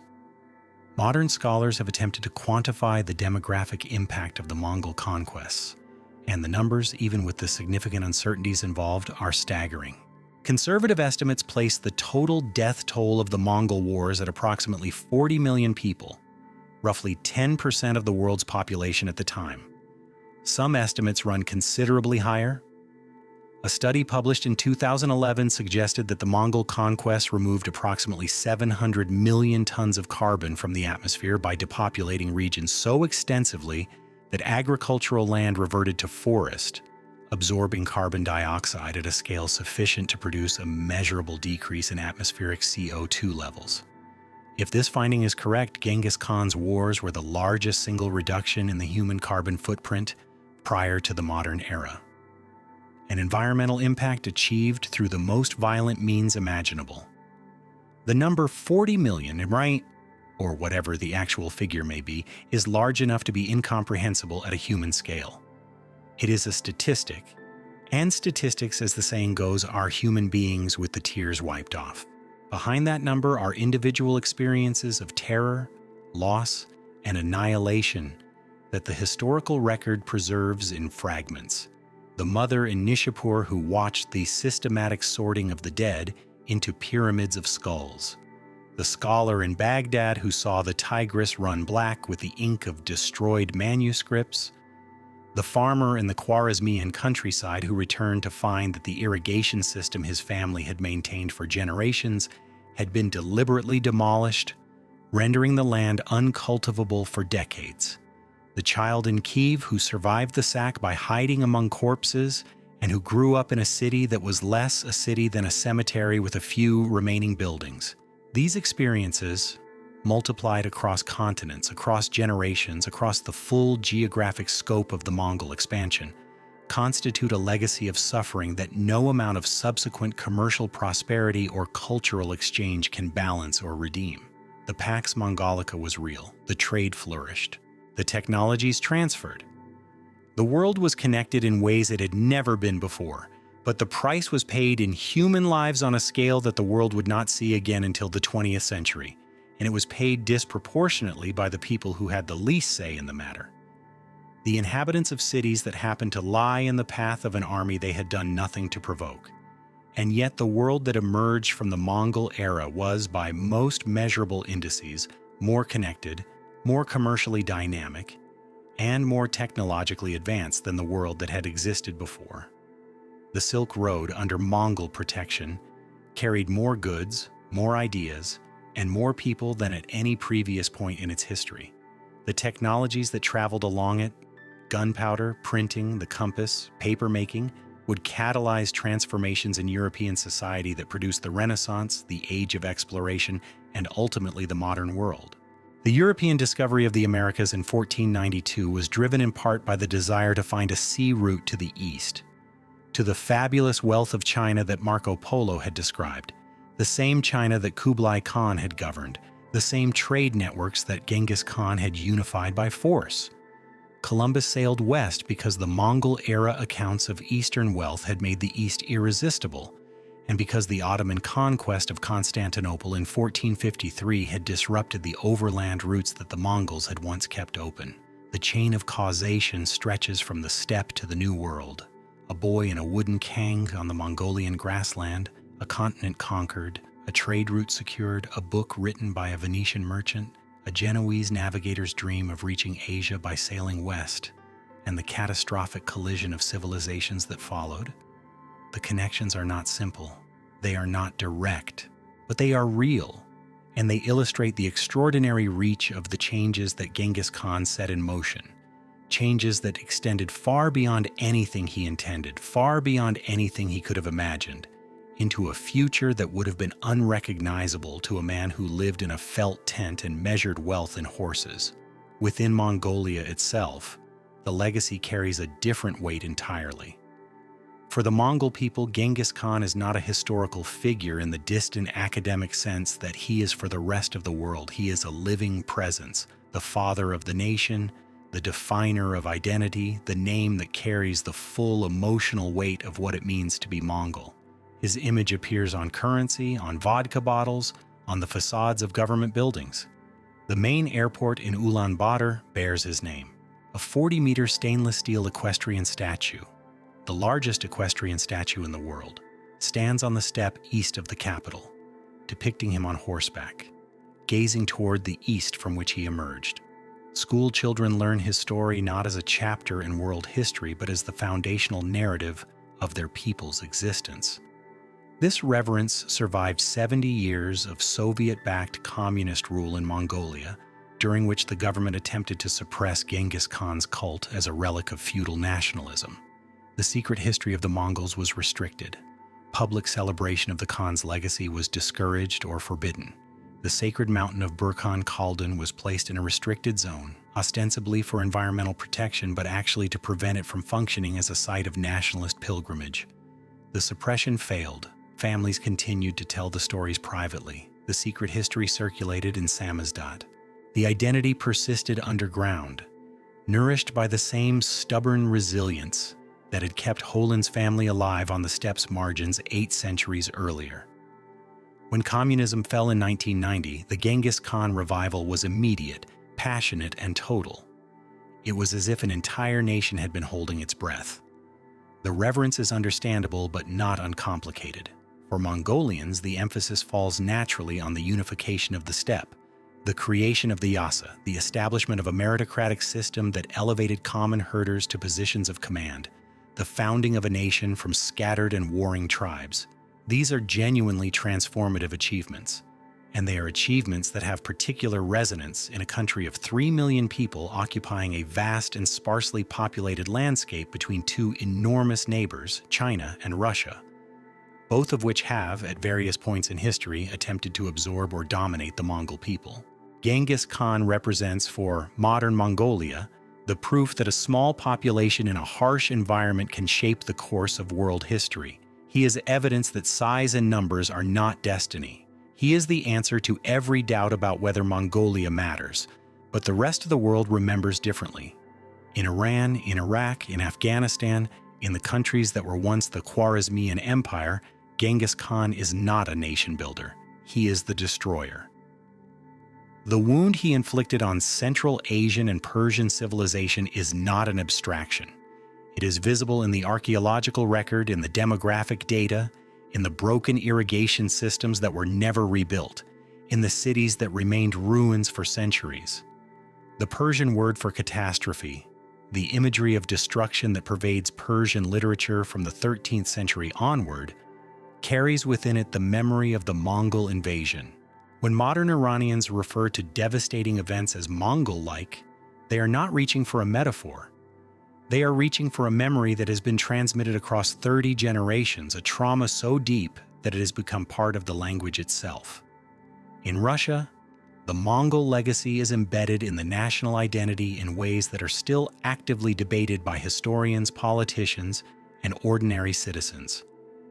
The 240-year period of Mongol dominance over the Russian principalities, the so-called Tatar yoke, shaped Russian political institutions, military organization, and cultural attitudes in ways that some scholars argue persist to the present day.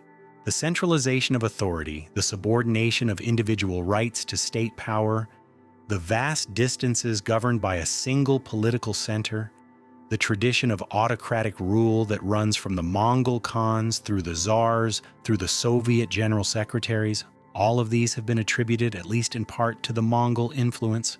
The argument is contested. Russian historians have debated for centuries whether the Mongol period was a catastrophic interruption of Russia's natural development toward European-style institutions or a formative influence that created the distinctive features of the Russian state. The debate is unresolved and probably unresolvable, but its very existence testifies to the depth of the Mongol impact. In China, the legacy is equally complex. The Yuan dynasty that Kublai Khan established was, in Chinese historical memory, a foreign occupation, a period of barbarian rule that interrupted the natural flow of Chinese civilization. The Ming dynasty that overthrew it in 1368 defined itself explicitly against the Mongol legacy, purging Mongol influence from Chinese culture and administration with the thoroughness of a people reclaiming their own identity. And yet the Mongol period also produced genuine cultural achievements. The flowering of Chinese drama, advances in cartography and astronomy, the expansion of trade networks that connected China to the wider world in ways that previous dynasties had not achieved. The relationship between China and the Mongol legacy remains sensitive. The Chinese government's current treatment of Inner Mongolia, a region with a significant Mongol population where the teaching of the Mongolian language has been restricted in recent years, reflects ongoing tensions that have their roots in the 13th century. The moral question that Genghis Khan poses to history is, in the end, the same question posed by every figure who achieved transformative ends through catastrophic means. Can the creation of something unprecedented, the largest contiguous empire in history, the most extensive trade network the pre-modern world had ever seen, a legal code that guaranteed religious tolerance across a quarter of the Earth's surface, justify the destruction required to build it? Can the Pax Mongolica compensate for Merv? Can the technologies that traveled the Silk Road under Mongol protection compensate for the civilizations that were erased to secure those roots? The question answers itself differently depending on where you stand. If you are a Mongolian herder gazing up at the 40-meter statue on the steppe, the answer might be yes. Or at least, the question might seem irrelevant because what matters is not the moral balance sheet but the fact of national identity, the knowledge that your ancestors built something the world has never forgotten. If you are an Iranian scholar studying the ruins of Merv, tracing the broken lines of irrigation channels that once sustained 1 million lives, the answer is almost certainly no. And the question itself might seem obscene, an attempt to weigh human lives against trade goods and technologies, as if the dead were inputs in a cost-benefit analysis. Genghis Khan himself would not have understood the question. He operated in a moral framework in which power was its own justification, in which the strong took and the weak endured, in which the eternal blue sky granted dominion to those capable of seizing it. He did not believe he needed to justify his conquests any more than a wolf needs to justify hunting. The world was what it was. He made himself master of it. The moral frameworks that subsequent centuries would use to judge him, human rights, international law, the sanctity of civilian life, the principle that might does not make right, did not exist in his world and would have been incomprehensible to him. Judging him by those standards is anachronistic. Not judging him by those standards is morally untenable. The tension between these two positions is permanent, and it should be. What can be said without qualification or caveat is that the world after Genghis Khan was fundamentally different from the world before him. The isolation of civilizations was broken. The technologies that would create the modern world were set in motion across the networks he built. The demographic catastrophes he inflicted reshaped the populations and the landscapes of entire continents. The political structures he created, the khanates, the administrative systems, the military organizations, influenced the development of states from Russia to India to China for centuries after the empire's dissolution. The trade routes he secured carried the goods, the ideas, and the pathogens that would transform human civilization in ways that are still unfolding. He was, by any measure, one of the most consequential human beings who ever lived. Whether he was one of the greatest or one of the most terrible depends entirely on what you mean by those words, and the honest answer is that he was both, simultaneously and inseparably, in a way that resists the human desire to sort historical figures into categories of hero and villain. He was the orphan who became emperor, he was the liberator who became destroyer, he was the lawgiver whose laws were written in blood, he was the builder of the world's largest empire and the architect of some of its most devastating catastrophes. He was all of these things at once, and the attempt to reduce him to any one of them is an attempt to make history simpler than it actually is. The grave has never been found. 8 centuries of searching, by treasure hunters, by archaeologists, by satellite imaging surveys, by governments with political motivations for claiming the discovery while have produced nothing. The Khenti Mountains keep their secret with the same indifference they have kept every other secret the steppe has entrusted to them. Rivers flow, grass grows, the larch forests that carpet the upper slopes shift and regenerate across centuries. their root systems threading through soil that may or may not contain the remains of the man who remade the world. Every few years, a new expedition announces that it has narrowed the search area, that ground-penetrating radar has detected anomalies consistent with a burial site, that local traditions point to a specific valley or ridgeline. Nothing definitive has emerged. The Earth, it seems, has honored the instructions of the dead. This absence, this void at the center of the legacy, is itself a kind of monument. Every other conqueror of comparable stature left a tomb. Alexander the Great was embalmed and displayed in a golden sarcophagus in Alexandria, where his body became a pilgrimage site for Roman emperors who came to touch the glass and measure themselves against the man inside. Napoleon lies beneath the gilded dome of Les Invalides in Paris, his remains encased in 6 nested coffins of tin, mahogany, lead, ebony, oak, and red porphyry, each layer an assertion of permanence. Tamerlane, the Turco-Mongol conqueror who considered himself Genghis Khan's heir and who devastated much of the same territory a century and a half later, rests in the Guri Amir in Samarkand beneath a slab of dark jade, his tomb inscribed with warnings to those who would disturb him. These tombs are statements. They say, "I was here. I mattered. Remember me in this place, in this form, in this stone." Genghis Khan's grave says the opposite. It says, "I am nowhere. I am everywhere. You cannot locate me because I am not a body in a box. I am the system. I am the law. I am the reorganization of the world. Try to find me in a specific place and you will fail because what I built cannot be contained in a place. It exceeds geography the way it exceeded every other boundary it encountered." Whether this was Genghis Khan's conscious intention, whether he understood in the lucid hours before his death that the absence of a tomb would become its own kind of presence, is unknowable. The secret history does not record his thoughts on the matter, only the instructions he gave regarding secrecy, but the effect is undeniable. The missing grave has become one of the most powerful symbols in Mongolian culture, a mystery that generates meaning precisely because it refuses resolution. It is the final expression of a life that was defined by the relationship between absence and power. The absent father, the absent protectors, the absent herds, the absent allies, all the absences that shaped a boy into a force that filled the largest absence of all, the absence of unity on the steppe and, eventually, across the world.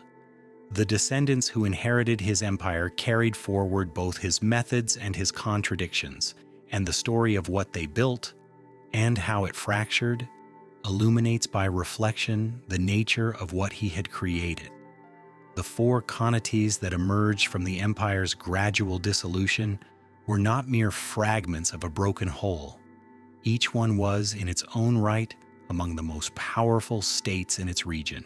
Each one carried the DNA of the original system: the decimal military organization, the YAM communication network, the meritocratic principles of appointment, the religious tolerance, the ruthless approach to resistance, and each one adapted that DNA to the specific environment in which it operated. The result was not one legacy, but 4, each developing along lines that Genghis Khan could not have predicted, and that together demonstrate the extraordinary flexibility of the system he designed. The Golden Horde, in the Khanate established by Yochi's line in the Western Steppe, became the dominant power in Russia and Eastern Europe for 2.5 centuries. Its capital at Sarai on the lower Volga grew into one of the largest cities in the medieval world, a cosmopolitan center where Mongol warriors, Russian tribute bearers, Italian merchants, and Muslim scholars coexisted under a legal framework derived from the Yasa. The Golden Horde's conversion to Islam in the early 14th century did not diminish its Mongol character so much as layer a new identity on top of the old one. The Khans prayed toward Mecca and collected tribute from Orthodox Christian princes with equal conviction. They maintained the decimal military system. They used the YAM. They appointed governors and generals on the basis of competence. And they held the Russian principalities in a grip that shaped the development of the Russian state in ways that historians are still tracing. The relationship between the Golden Horde and its Russian vassals was not one of simple domination. It was a complex, evolving negotiation in which Russian princes competed with each other for the Khan's favor, using Mongol authority to advance their own interests against rival principalities. The Grand Princes of Moscow were particularly adept at this game. They served as the Mongol tax collectors, gathering tribute from the other Russian states and delivering it to Sarai, skimming enough in the process to build Moscow into the wealthiest and most powerful of the Russian principalities. When the Golden Horde finally weakened in the 15th century, it was Moscow that emerged from beneath the Mongol shadow as the dominant power. A centralized, autocratic state whose methods of governance bore a striking resemblance to the Mongol system it had spent 2 centuries studying from the inside. The argument that Mongol rule fundamentally shaped Russian political culture is not universally accepted, but its outlines are suggestive. The centralization of authority in a single ruler, the subordination of regional autonomy to central control, the use of a professional bureaucracy to administer a vast territory, the emphasis on military power as the foundation of state legitimacy, the tolerance of ethnic and religious diversity within a framework of political submission. These features of the Russian state, features that persisted through the Tsarist period, through the Soviet era, and arguably into the present, have parallels in the Mongol system that are too consistent to be entirely coincidental. The Mongol influence on Russia was not a simple transfer of institutions. It was an education. 240 years of living within a Mongol-designed political system taught Russian rulers how to govern a vast, diverse, cold empire. The lessons were absorbed, adapted, and retained long after the teachers were gone. The Chagatai Khanate, which controlled Central Asia, followed a different trajectory. It remained closer to the nomadic traditions of the steppe, resisting the urbanization and administrative sophistication that characterized the other Khanates. The Chagatai Khans were, as a group, the most traditionally Mongol of Genghis Khan's successors, maintaining the nomadic lifestyle, the seasonal migrations, the felt tents, and horse-centered culture of the original steppe. This conservatism was both a strength and a limitation. It preserved the military capabilities that had made the Mongol army formidable, but it also prevented the Khanate from developing the administrative infrastructure necessary to govern its settled populations effectively.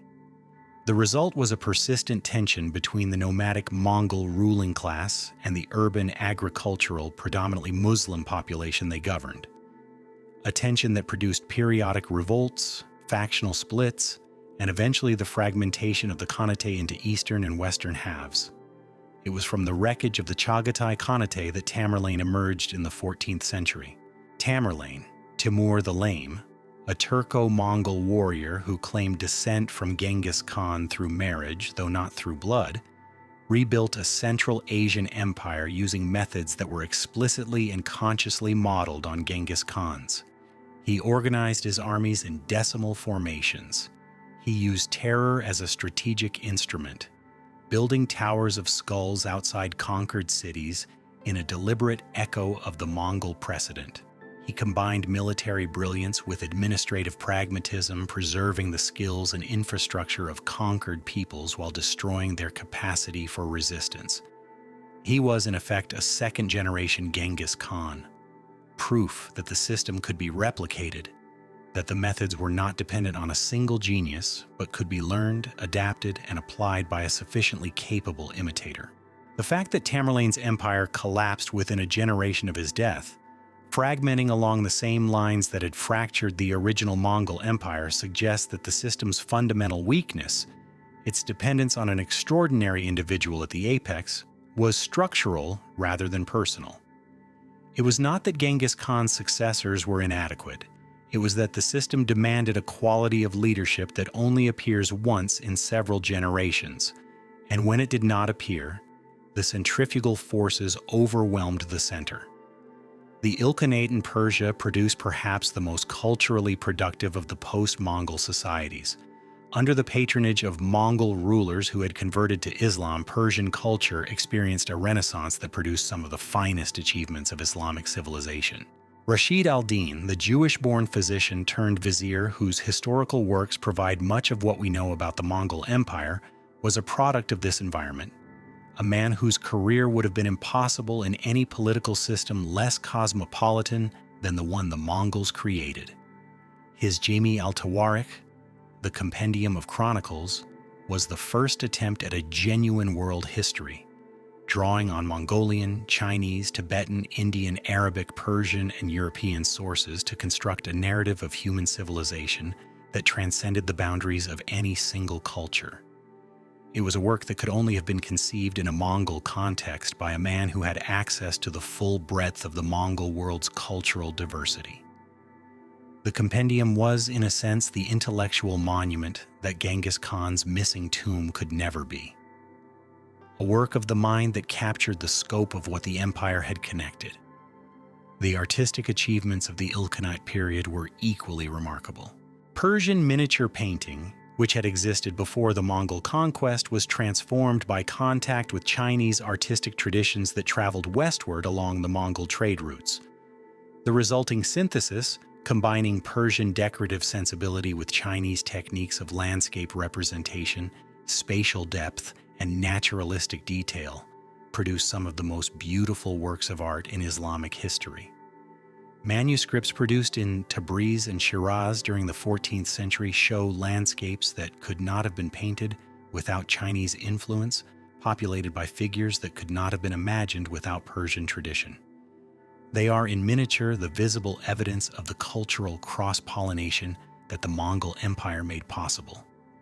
Every brushstroke carries the trace of a connection that would not have existed without the trade routes, the diplomatic exchanges, and the enforced cosmopolitanism that Genghis Khan's conquest created. The Yuan dynasty in China was the most powerful and the most culturally complex of the successor states.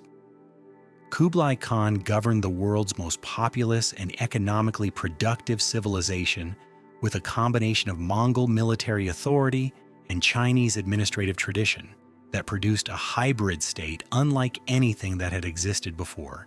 He employed Chinese Confucian scholars alongside Mongol military commanders, Muslim financial administrators alongside Tibetan Buddhist monks. He maintained the examination system that had been the backbone of Chinese bureaucracy for centuries, but he also created parallel paths to power for non-Chinese subjects who could not or would not participate in the Confucian educational tradition. The result was a governing class of extraordinary diversity, Central Asian Muslims managing Chinese tax revenue, Nestorian Christians serving as court physicians, Tibetan lamas advising on religious policy, Mongol warriors patrolling trade routes that connected the South China Sea to the Mediterranean. Marco Polo's account of the Yuan court, whatever its embellishments and inaccuracies, captures something essential about this environment.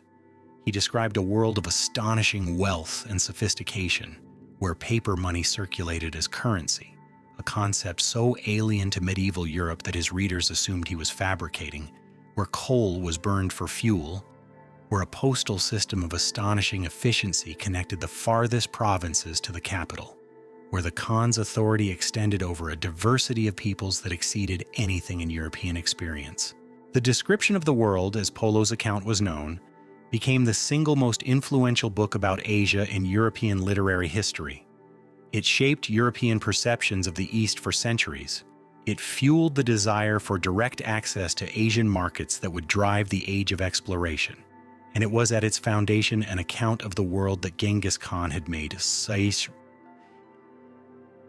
a world connected by Mongol power, organized by Mongol administration, and accessible to a Venetian merchant because the Mongol peace made travel across 12,000 miles not merely possible but routine. The Yuan dynasty fell in 1368, overthrown by the Ming rebellion led by Zhu Yuanzhang, a former Buddhist novice and peasant who rode a wave of Han Chinese nationalism to the Dragon Throne. The Ming defined themselves against the Mongol legacy with systematic thoroughness. They expelled Mongol officials, purged Mongol cultural influences, rebuilt the Great Wall on a scale that dwarfed all previous constructions, and turned inward, abandoning the cosmopolitan engagement with the wider world that had characterized the Mongol period. The Ming decision to dismantle the great naval expeditions of Zheng He in the early 15th century, voyages that had reached East Africa and could, if continued, have brought Chinese maritime power to the Atlantic a century before the European age of exploration, was in part a reaction against the outward-looking orientation that the Mongol period had established. The Ming saw engagement with the outside world as a Mongol trait, and Mongol traits were to be eliminated. China turned its face to the wall, and the wall was rebuilt higher than ever. The irony is substantial. The Mongol period had connected China to the world more completely than any previous dynasty. The Ming reaction to Mongol rule disconnected China from the world more completely than any subsequent dynasty would manage.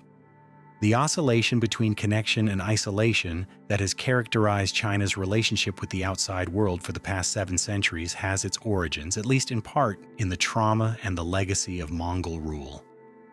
The current Chinese government's Belt and Road Initiative, a vast infrastructure project designed to connect China to the markets of Central Asia, the Middle East, and Europe through overland and maritime routes, follows a geographic template that is eerily similar to the Mongol trade networks of the 13th century. The Silk Road is being rebuilt, this time with concrete and steel instead of horse hooves and felt tents, but the routes are the same. The logic is the same. The vision of a connected Eurasian supercontinent with China at its center is the same vision that the Mongol Empire briefly realized, and that has haunted every subsequent power that has looked at a map of Asia and imagined what unity might accomplish. The military innovations that Genghis Khan introduced reverberated through the art of warfare for centuries after his death, influencing commanders who had never set foot on the Mongolian steppe and who may not have been consciously aware of the Mongol precedent. The decimal organization system, each units of 10, 100, 1,000, and 10,000, was adopted and adapted by armies across Eurasia.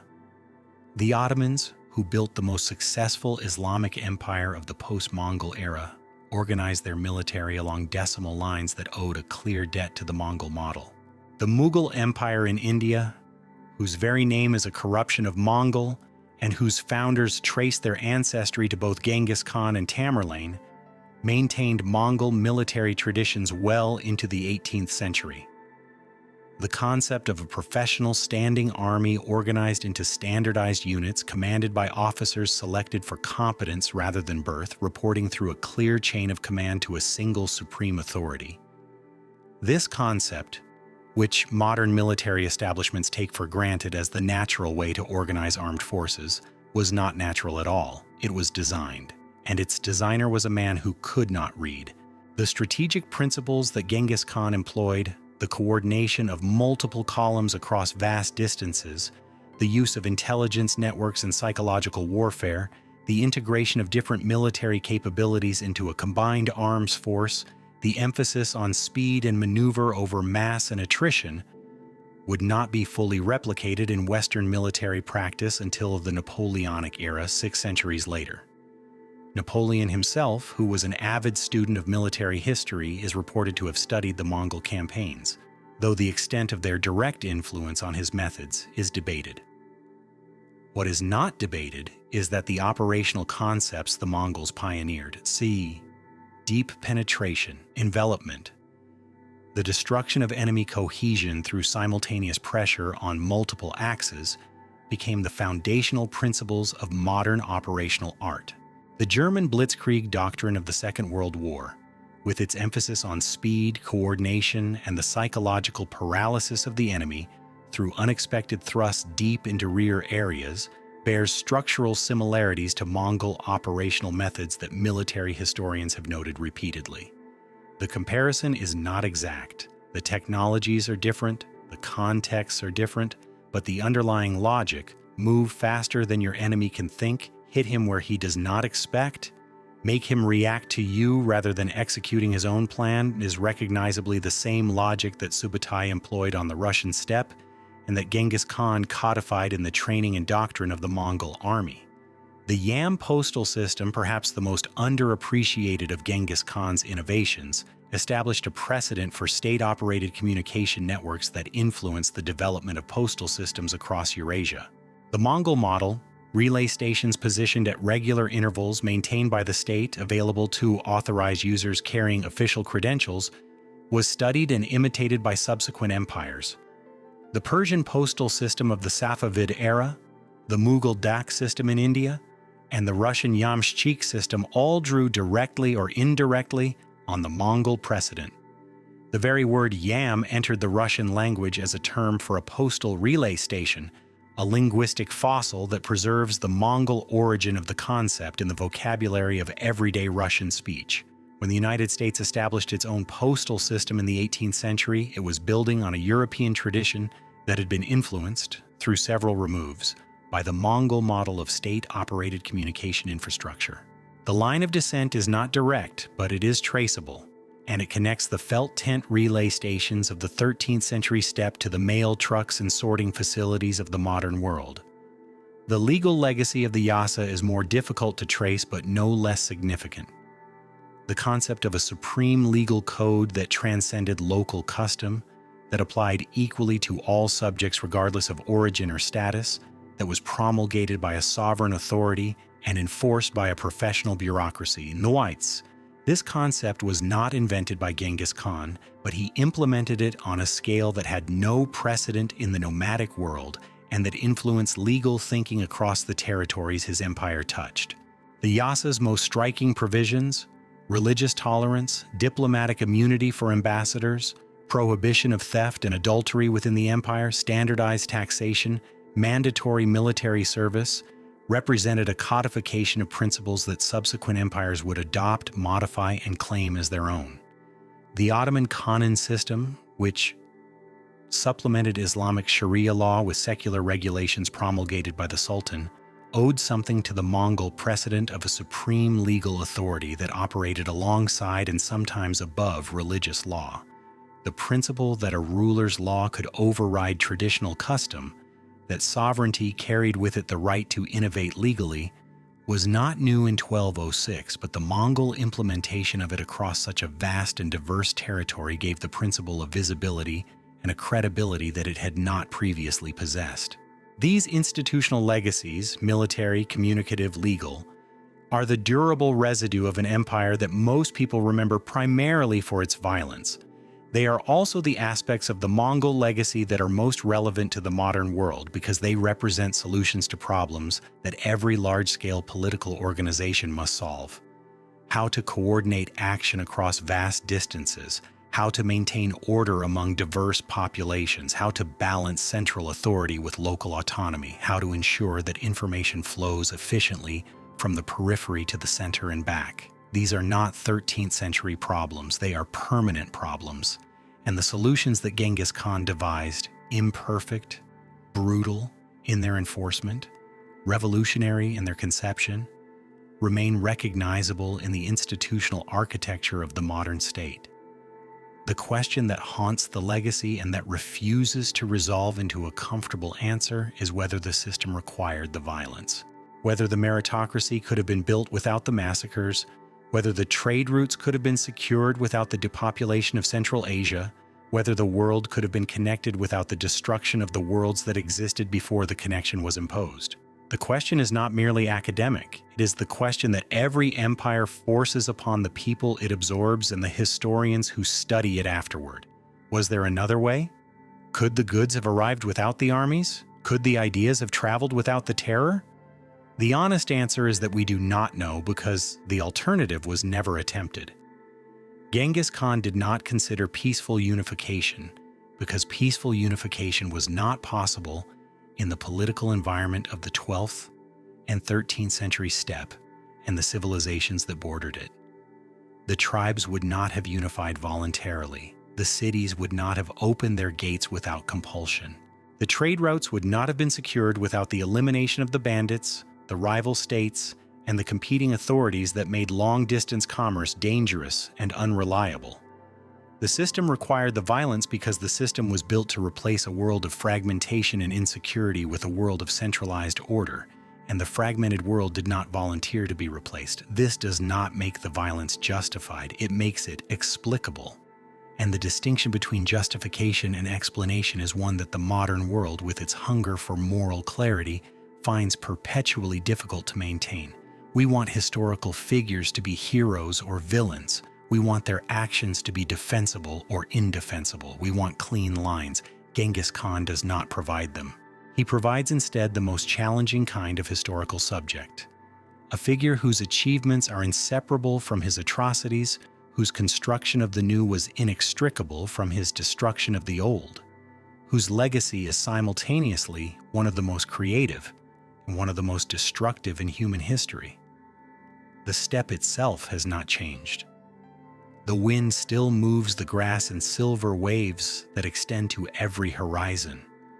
The Khenti Mountains still rise above the headwaters of the Onan River, their slopes still forested with the same species of larch and birch that sheltered a fugitive boy 800 years ago. Horses still graze on the open grassland, descendants, some of them literal genetic descendants, of the animals that carried the Mongol army across half the world. The Gurs are still there, their white felt domes visible from miles away, their interior arrangement still following the traditional pattern that was old when Temujin was young. Smoke still rises from dung fires. Fermented mare's milk is still consumed in quantities that would alarm a European physician. The landscape that produced Genghis Khan persists, essentially unchanged, as if waiting to produce another. It will not. The conditions that created him were unique, a specific combination of environmental harshness, political fragmentation, personal trauma, and individual genius that converged in a single life at a single moment in history. The steppe will not unify again under a single horseback warlord because the steppe no longer exists in isolation from the world it once conquered. Satellites pass overhead, roads cross the grassland. The internet connects a herder's smartphone to the same global information network that Genghis Khan's yam anticipated in principle, if not in technology. The world he helped create, the connected, interdependent, inescapably globalized world, has made another Genghis Khan impossible. The walls he broke cannot be rebuilt. The isolation he shattered cannot be restored. The connections he forced into existence have become permanent features of human civilization, so deeply embedded in the structure of the modern world that their Mongol origins are invisible to most of the people who benefit from them. And yet the man himself remains stubbornly irreducible, refusing to be dissolved into his consequences or filed neatly into the categories that subsequent centuries have prepared for him. Strip away the empire, the body count, the trade routes, the legal codes, the genetic studies that suggest approximately 16 million men alive today carry his Y chromosome, a biological legacy so vast that it constitutes its own kind of conquest, an invasion of the human genome conducted without armies or intent. And what remains is a story that operates at the most elemental level of human experience. A child is abandoned. A child survives. A child decides that the world that abandoned him must be remade on terms that make abandonment impossible.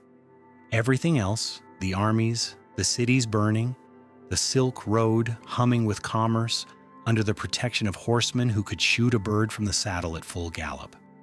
Everything else is the elaboration of that single, furious, unbreakable decision. The psychological architecture of the man is, in the end, more instructive than any catalog of his conquests. Consider what he carried. A father poisoned by men with whom he had shared a meal, the most intimate form of betrayal, the weaponization of hospitality itself, a mother screaming after departing allies who had sworn loyalty and then calculated calmly and correctly by the logic of the steppe that loyalty to a dead man's family was a losing investment. Years of hunger so acute that the taste of foraged roots and trapped marmots was not a hardship, but the baseline of existence, the flavor of staying alive for one more day. The congwe, that wooden frame of humiliation locked around his neck, forcing him to rely on the contemptuous charity of his captors for every mouthful of food and every opportunity to relieve himself. The killing of Begter, the first blood, the moment when a boy not yet 13 demonstrated the capacity to identify a threat to his authority, plan its elimination, and execute the plan from two directions with arrows that struck front and back simultaneously.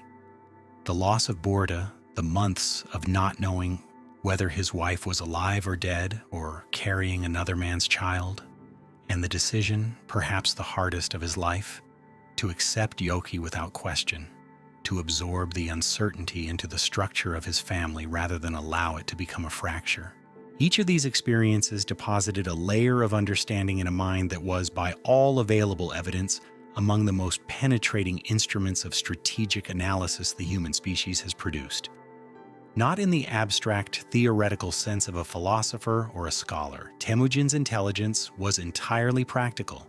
It was the intelligence of a man who had been required from the age of 9 to solve the problem of survival in an environment that offered no margin for error, no second chances, no institutional safety nets, no appeals process. Every calculation was existential. Every misjudgment could be fatal. Every relationship was simultaneously a potential resource and a potential threat, and the challenge was to extract maximum value from the former while minimizing the danger of the latter. This is a form of intelligence that cannot be acquired through education. It can only be forged through experience, and the experience that forged Temujin's was so extreme, so relentlessly hostile, that it produced a mind calibrated to a level of strategic sophistication that more comfortable lives simply cannot generate. The men who followed him sensed this. They did not follow because he was kind, though he could be generous to the point of extravagance with those who earned his trust. They did not follow because he was charismatic in the conventional sense, though the sources suggest a physical presence. Tall, broad-shouldered, with reddish hair and light eyes that the secret history describes as having a feline quality, the steady, unblinking gaze of a predator assessing the distance to its prey, that commanded attention in any gathering. They followed because he made the world legible. The steppe was chaos, a storm of competing loyalties, shifting alliances, sudden betrayals, and arbitrary violence that could destroy a family overnight and had destroyed his. Temujin offered an alternative to the chaos. He offered a system, a world in which the rules were known, the rewards were predictable, the punishments were certain, and a man's fate was determined not by the accident of his birth, but by the quality of his service.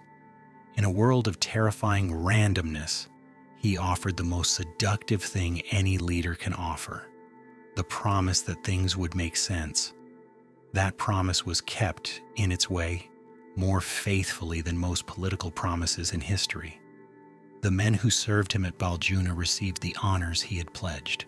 The men who betrayed their lords were killed, even when their betrayal served his interests. The decimal system distributed authority and responsibility with a mechanical fairness that eliminated the favoritism and caprice of the old tribal order. The Yasa applied to everyone. The Yam served everyone. The meritocratic ladder was available to everyone willing to climb it. Sorkin Shira, the commoner who hid a fugitive boy under a pile of wool, received the right to commit 9 offenses without punishment, a reward so extraordinary that it became a story in itself, passed from camp to camp across the steppe as evidence that this Khan, this particular Khan, remembered his debts and paid them in full. The system was not kind. It was not humane by any standard that the modern world would recognize. It was ruthless in its enforcement, absolute in its demands, and utterly without mercy for those who violated its principles. But it was consistent. And consistency in a world where the previous norm had been arbitrary and often lethal unpredictability was experienced by millions of people as a form of liberation. The commoner who could rise to command a tumen of 10,000 warriors had been liberated from the prison of his birth. The merchant who could travel from Beijing to Tabriz without being robbed had been liberated from the banditry that had made long-distance trade a gamble with life and property. The Buddhist monk who could practice his faith in a Muslim city under Mongol protection had been liberated from the religious persecution that other empires imposed as a matter of course. These liberations were real. They were experienced by real people. They coexisted with the massacres, the deportations, the terror, and the civilizational destructions that the same system produced.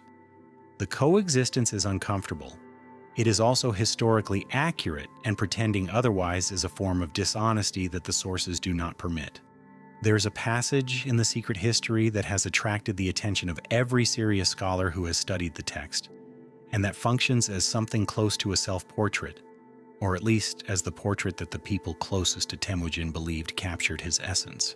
It comes during a conversation recorded without specific date or context, placed in the narrative at a point where the Khan has achieved power sufficient to reflect on its meaning. He is asked, the text does not specify by whom, what is the greatest joy in life. His commanders offer their own answers. The joy of falconry, one says. The joy of riding a fast horse on a spring morning, says another. The pleasures of the hunt, the feast, the companionship of trusted men. Temujin's answer is different. The greatest joy, he says, is to defeat your enemies, to chase them before you, to rob them of their wealth, to see those dear to them bathed in tears, to ride their horses, and to clasp to your bosom their wives and daughters. The passage has been quoted in virtually every popular account of Genghis Khan's life, usually as evidence of his brutality, his bloodlust, the savage joy he took in destruction.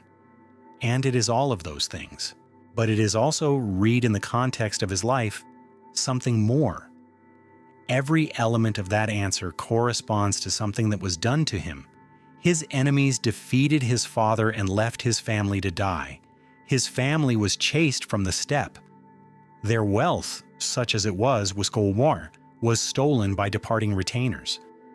Those dear to him were bathed in tears when Holin wept for her abandonment, and again when Burda was taken. His horses were taken by the Taichi Ud. His wife was clasped to the bosom of a Merkit captor for the better part of a year. The greatest joy in life for Temujin was the inversion of his greatest suffering. It was not pleasure he was describing. It was the satisfaction of ensuring that what was done to him would never be done to him again, and the assertion, ferocious and absolute, that the world owed him recompense measured not in apology but in dominion. The answer is terrible. It is also, in the context of what he endured, entirely comprehensible.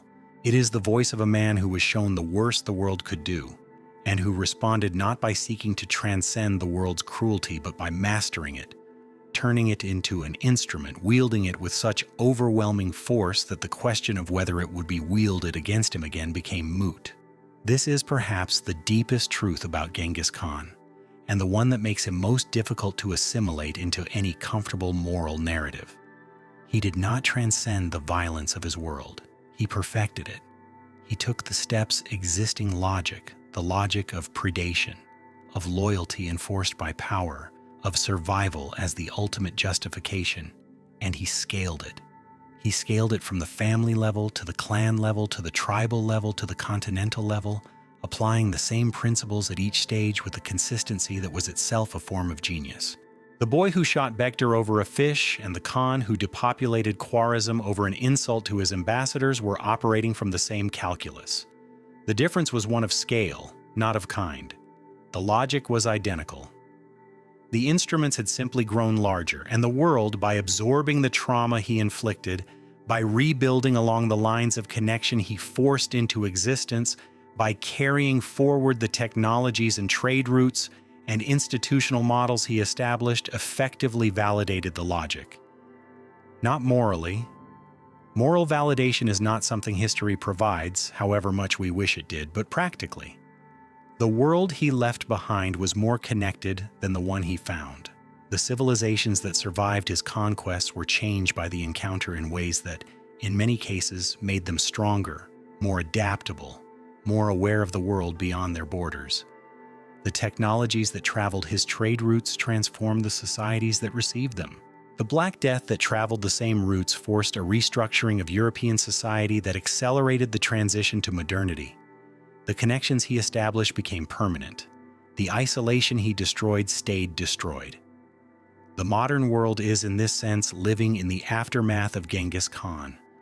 Not in the direct, traceable way that a building stands on its foundation, Too many other forces have intervened, too many other histories have accumulated on top of the Mongol layer, but in the deeper structural sense that the patterns of global connection, the expectation that goods and ideas and people will move across continental distances, the assumption that the world is a single interdependent system rather than a collection of isolated civilizations.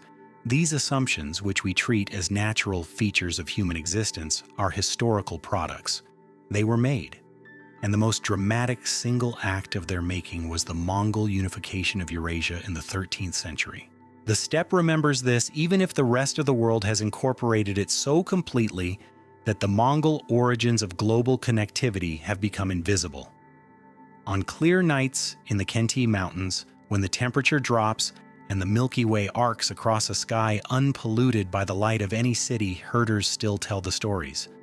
The stories have changed, of course, over 8 centuries of retelling. They have been embellished, simplified, politicized, sanitized, and mythologized. The secret history itself, which was once restricted to the royal family, is now available in dozens of translations and can be read by anyone with a library card or an internet connection.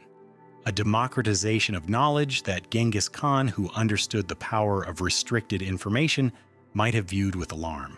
The stories have been claimed by nationalists, debunked by revisionists, romanticized by novelists, and distorted by filmmakers who find it easier to portray a monster or a hero than to portray a man who was inseparably both. But the core of the story, the essential narrative that the secret history records and that survives every retelling because it operates at a level of human truth that transcendental elaboration cannot obscure, remains. A boy is orphaned, a boy is abandoned, a boy is enslaved, a boy escapes. A boy builds from the absolute zero of human destitution, a power so vast that it reshapes the physical and human geography of the planet. The story is not inspiring in the way that modern culture typically uses that word. It does not comfort, it does not reassure, it does not suggest that goodness is rewarded or that justice prevails or that the arc of history bends toward anything in particular.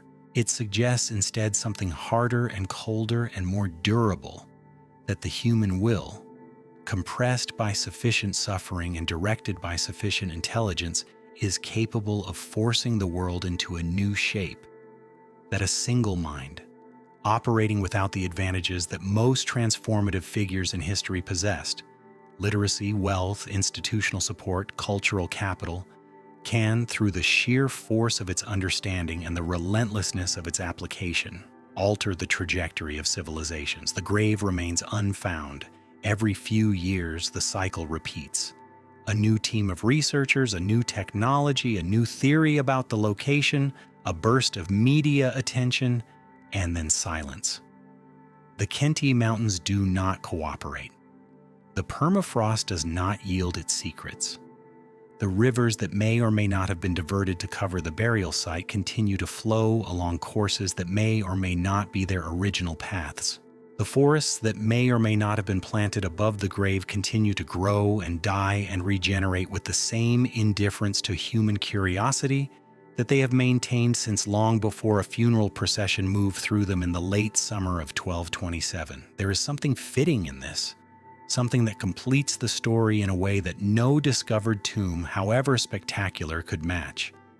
The boy who had nothing, who crouched in a felt tent with a wooden yoke around his neck, unable to feed himself, unable to scratch the lice from his scalp, unable to lie down without the boards cutting into his throat, became the man who had everything, who commanded the largest empire in human history, whose word was law from the Pacific to the Caspian, whose armies could destroy civilizations and whose postal system could deliver a message across 6,000 miles in a matter of days.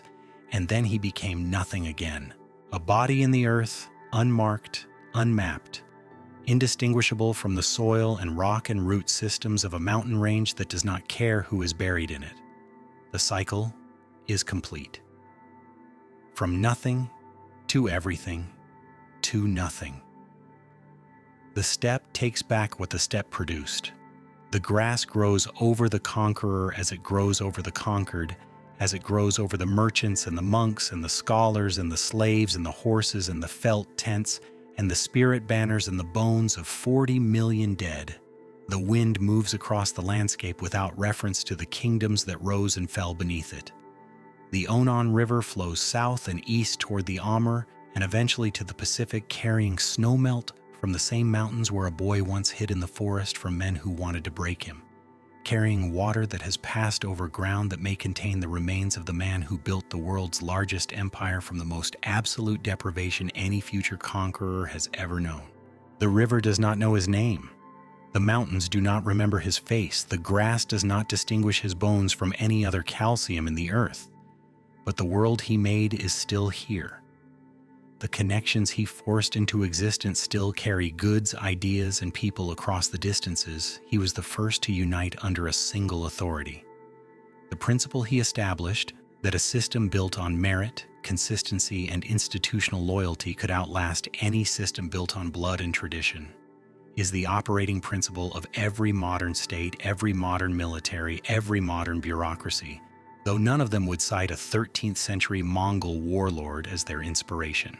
The trade routes he secured evolved into shipping lanes, then railroads, then fiber optic cables, each iteration faster and more comprehensive than the last, each one an elaboration of the same fundamental insight that the world is better connected than divided, and that the power to enforce connection is the ultimate power. He would not recognize the world he helped create. The felt tents would be familiar, the horses would be familiar, the Khenti mountains would look exactly as they looked when he climbed them as a fugitive child, when he prayed to the eternal blue sky as a desperate young warrior, when his funeral cortege carried his body home through forests that were cleared of witnesses by the last act of violence performed in his name. But the cities he would not recognize, not because they are larger or more numerous than the cities he conquered, though they are both, but because the cities of the modern world are connected to each other in ways that would have struck him as sorcery. Information moves at the speed of light. Goods move in container ships the size of palaces. People move in aluminum tubes at 600 miles an hour, crossing in 5 hours the distances his armies took months to traverse. The world is, in some meaningful sense, a single place now. A single market, a single conversation, a single epidemiological zone. The Pax Mongolica, which connected Beijing to Baghdad under the protection of mounted archers, was the first draft of a global system that is now maintained by satellites, treaties, and the mutual economic dependence of nations that could destroy each other in 30 minutes but choose not to because the cost would exceed the benefit. The calculus has changed. The logic has not. Genghis Khan understood 800 years before game theory gave the insight a mathematical framework that the most stable system is one in which cooperation is more profitable than defection, and in which the penalties for defection are so severe that rational actors choose cooperation even when short-term incentives favor betrayal. This is the logic of the Yasa. It is the logic of mutual assured destruction. It is the logic of the World Trade Organization. It is the logic of every institutional structure that attempts to make betrayal more expensive than loyalty. The scale is different, the technology is different, the moral context is different, the underlying architecture is the same. Night falls on the Khenti Mountains, the temperature drops. The stars emerge with a clarity that is impossible in any place where electricity has been invented, a depth of sky that makes the viewer feel not small but located, placed precisely at one point in an incomprehensibly vast system, visible and known. Somewhere below those stars, in soil that has frozen and thawed and frozen again across 800 winters, the remains of a man who could not read lie in a grave that cannot be found, surrounded by the landscape that made him and that he in turn remade. The wind moves through the larch forests. The river sounds its ancient, indifferent note against the stones. The grass bends and recovers in a rhythm older than any empire and more durable than any wall. On a winter night in 1177, a boy crouched in a felt tent on this same steppe, wooden boards locked around his neck, his wrists raw, his stomach empty, his family scattered, his future measured in the distance between the next meal and the next blow. He had nothing. He was no one. The wind outside was indistinguishable from morning. He became the most consequential human being of the second millennium. He died on campaign, carried on a litter because his body had finally broken under the weight of 65 years of war and weather and the accumulated cost of remaking the world by hand. He was buried in secret, in silence, in the mountains that had sheltered him when no one else would. The grave has never been found. The world he made has never ended.